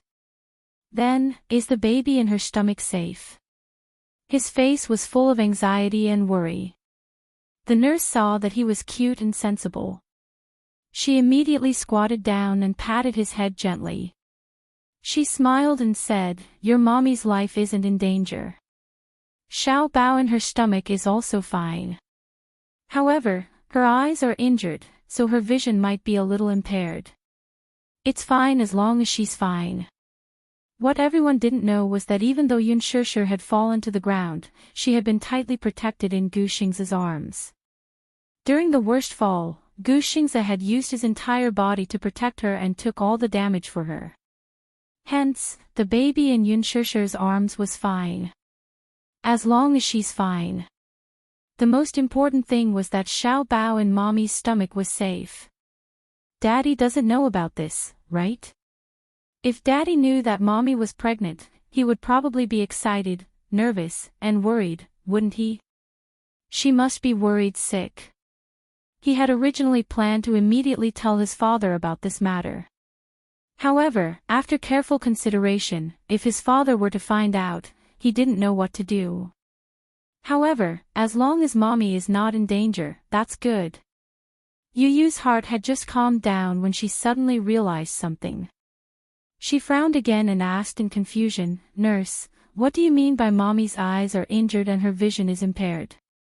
Hua Jin also said nervously, "Yes, nurse. I also want to ask, what do you mean by eye injury, and to what extent is vision impairment?" During the operation just now, a lot of glass fragments were removed from the patient's eyes. These glass fragments entered the eye and pierced the cornea, causing a great deal of damage. The human cornea is very fragile, but it has the ability to repair itself. However, if the injury is serious, it may cause permanent loss of vision. Permanent loss of vision. Hua Jin raised his eyebrows and questioned, "Can you take it as blindness?" You can put it that way. If you want to recover your vision, you can only consider a cornea transplant. The nurse hurried away. Hua Jin and Yu Yu looked at each other, their morale low. Xiao Yichen, who was beside them, only understood half of what was going on. However, he vaguely heard the phrase, permanent loss of vision, and was quite shocked. Chapter 2880. Yu Yu was dumbfounded. Blindness? How could that be? The three of them lowered their heads, each with mixed feelings. He was happy that her life was no longer in danger. At least, she was fine. More importantly, the flesh and blood in her stomach were finally safe. They were worried that Yun Shishir's cornea was seriously damaged. The glass was very hard, and the cornea was not damaged at all. Her eyes were so fragile that they couldn't even tolerate sand, let alone glass shards. Hua Jin's heart ached. Yu Yu, on the other hand, gritted his teeth in hatred. Mommy wouldn't have done something like this for no reason. Someone must be behind this. Someone must have done something to her. Who did this to Mommy? After Yu Yu thought about it, a person's face suddenly appeared in his mind. Yan Bingqing. Yu Yu clenched his fists as he locked onto Yan Bingqing's face. No matter how smart he was, he would never have guessed that the culprit behind this incident was Yun Na. He had no idea that Yun Na was still alive and had returned to the capital. Not too long ago, Ji Yan and his mother had quite a bit of dispute.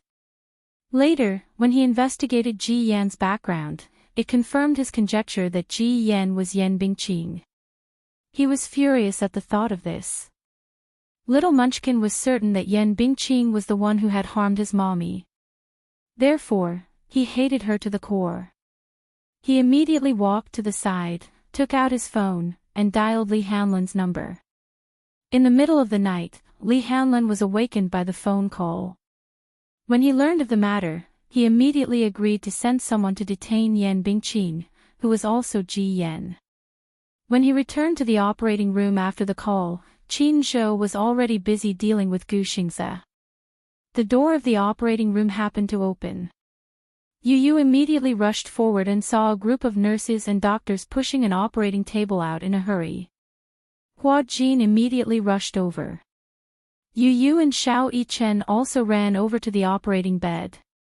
They held on to the edge of the bed worriedly and looked at the patient lying quietly on the bed. Yun Shishir lay on the surgical wound. Her body was straight, and her face was as pale as a sheet of paper. Her eyes were covered by white gauze, but the blood that seeped through the gauze could not be covered. Hua Jin was even more worried when he saw it. Yu Yu and Xiao Yichen were especially heartbroken. The local anesthesia was used for the surgery, and the effect of the anesthesia wore off very quickly. As soon as she stepped out of the operating theater, Yun Shishir suddenly reacted. She grabbed the bedsheets tightly and tried to open her eyes. However, the sticky marks at the corners of his eyes seemed to have glued his eyelids together. It hurt when he opened his eyes. She clenched her teeth in pain and reached out instinctively as if she wanted to grab onto something. Yu Yu wanted to reach out, but Hua Jin was one step ahead of him and held her hand tightly. Shishir, it's okay. I'm here, it's okay, Xingze. Yun Shishir instinctively said a name that shocked him. Hua Jin was stunned. However, he heard Yun Shishir ask anxiously with a sobbing tone, Xingze. How is Xingze? Her voice sounded very weak and weak. Even so, she still stubbornly wanted to know if Gu Xingze was safe and sound. Hua Jin bit his lip. He did not know what had happened at that time, but now was not the time to find out. They had just come out of the operating theater, so the first thing they should do was to have a good rest. Shishir, don't think too much for now. You'll be in the ward soon. Have a good sleep and don't think about anything. We'll talk about it when you wake up. Chapter 2881. Yun Shishir persisted, Where's Xingze? I want to see him, I want to see him. See him. Even the doctor couldn't bear to listen to this. Miss Yun, your eyes can't see normally now. If you want to see anyone, you have to wait until your eyes recover. My eyes aren't important. What's important is... Seeing that she couldn't communicate with them normally, Yun Shishir tried to get up. Hua Jin immediately held her down. Shishir, listen to me.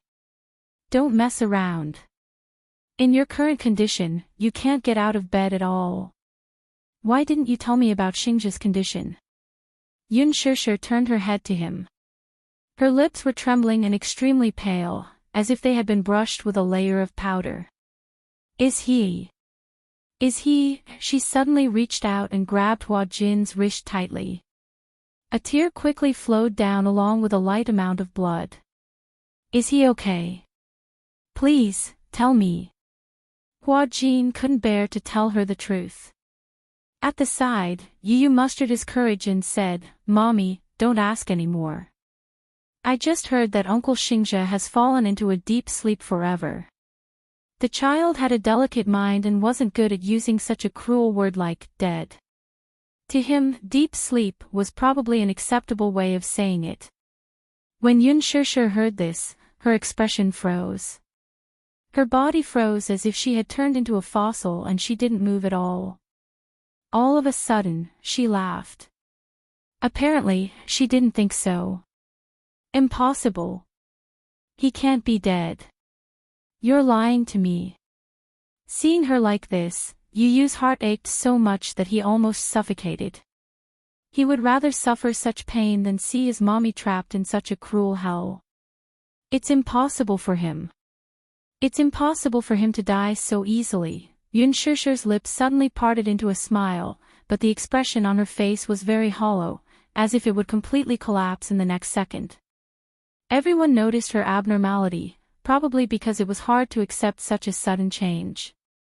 Hua Jin's heart ached as he covered the back of her hand and comforted her. Shishir, don't be sad. The most important thing right now is to think about how to take care of yourself. How can I not be sad? Without any warning, she started to cry hysterically. It's all my fault. It's all my fault. No. I want to see him, I want to see him. Even if it was the last time, Yun Shishir got up abruptly. The operating table was still moving. She jumped off the bed without thinking and fell to the ground. The retention needle in his hand fell off, and blood splattered all over the floor. She didn't care about the pain from the fall and hurriedly got up from the ground. She stood up with difficulty and her hands fumbled around randomly. When Hua Jin saw this, he immediately rushed forward and hugged her shoulders. Shishir, calm down. Can you calm down a little bit? Don't be like this, don't punish yourself like this. Yu and Xiao Yichen also rushed over and each held one of her arms. Mommy, don't scare Yu. Don't force yourself, okay? If Uncle Xingzhe was still alive, he wouldn't want to see you like this. I'm guessing that Uncle Xingzhe must be trying to protect Mommy. Uncle Xingzhe must be relieved that Mommy is safe and sound. So, Mommy, don't let Uncle Xingzhe down.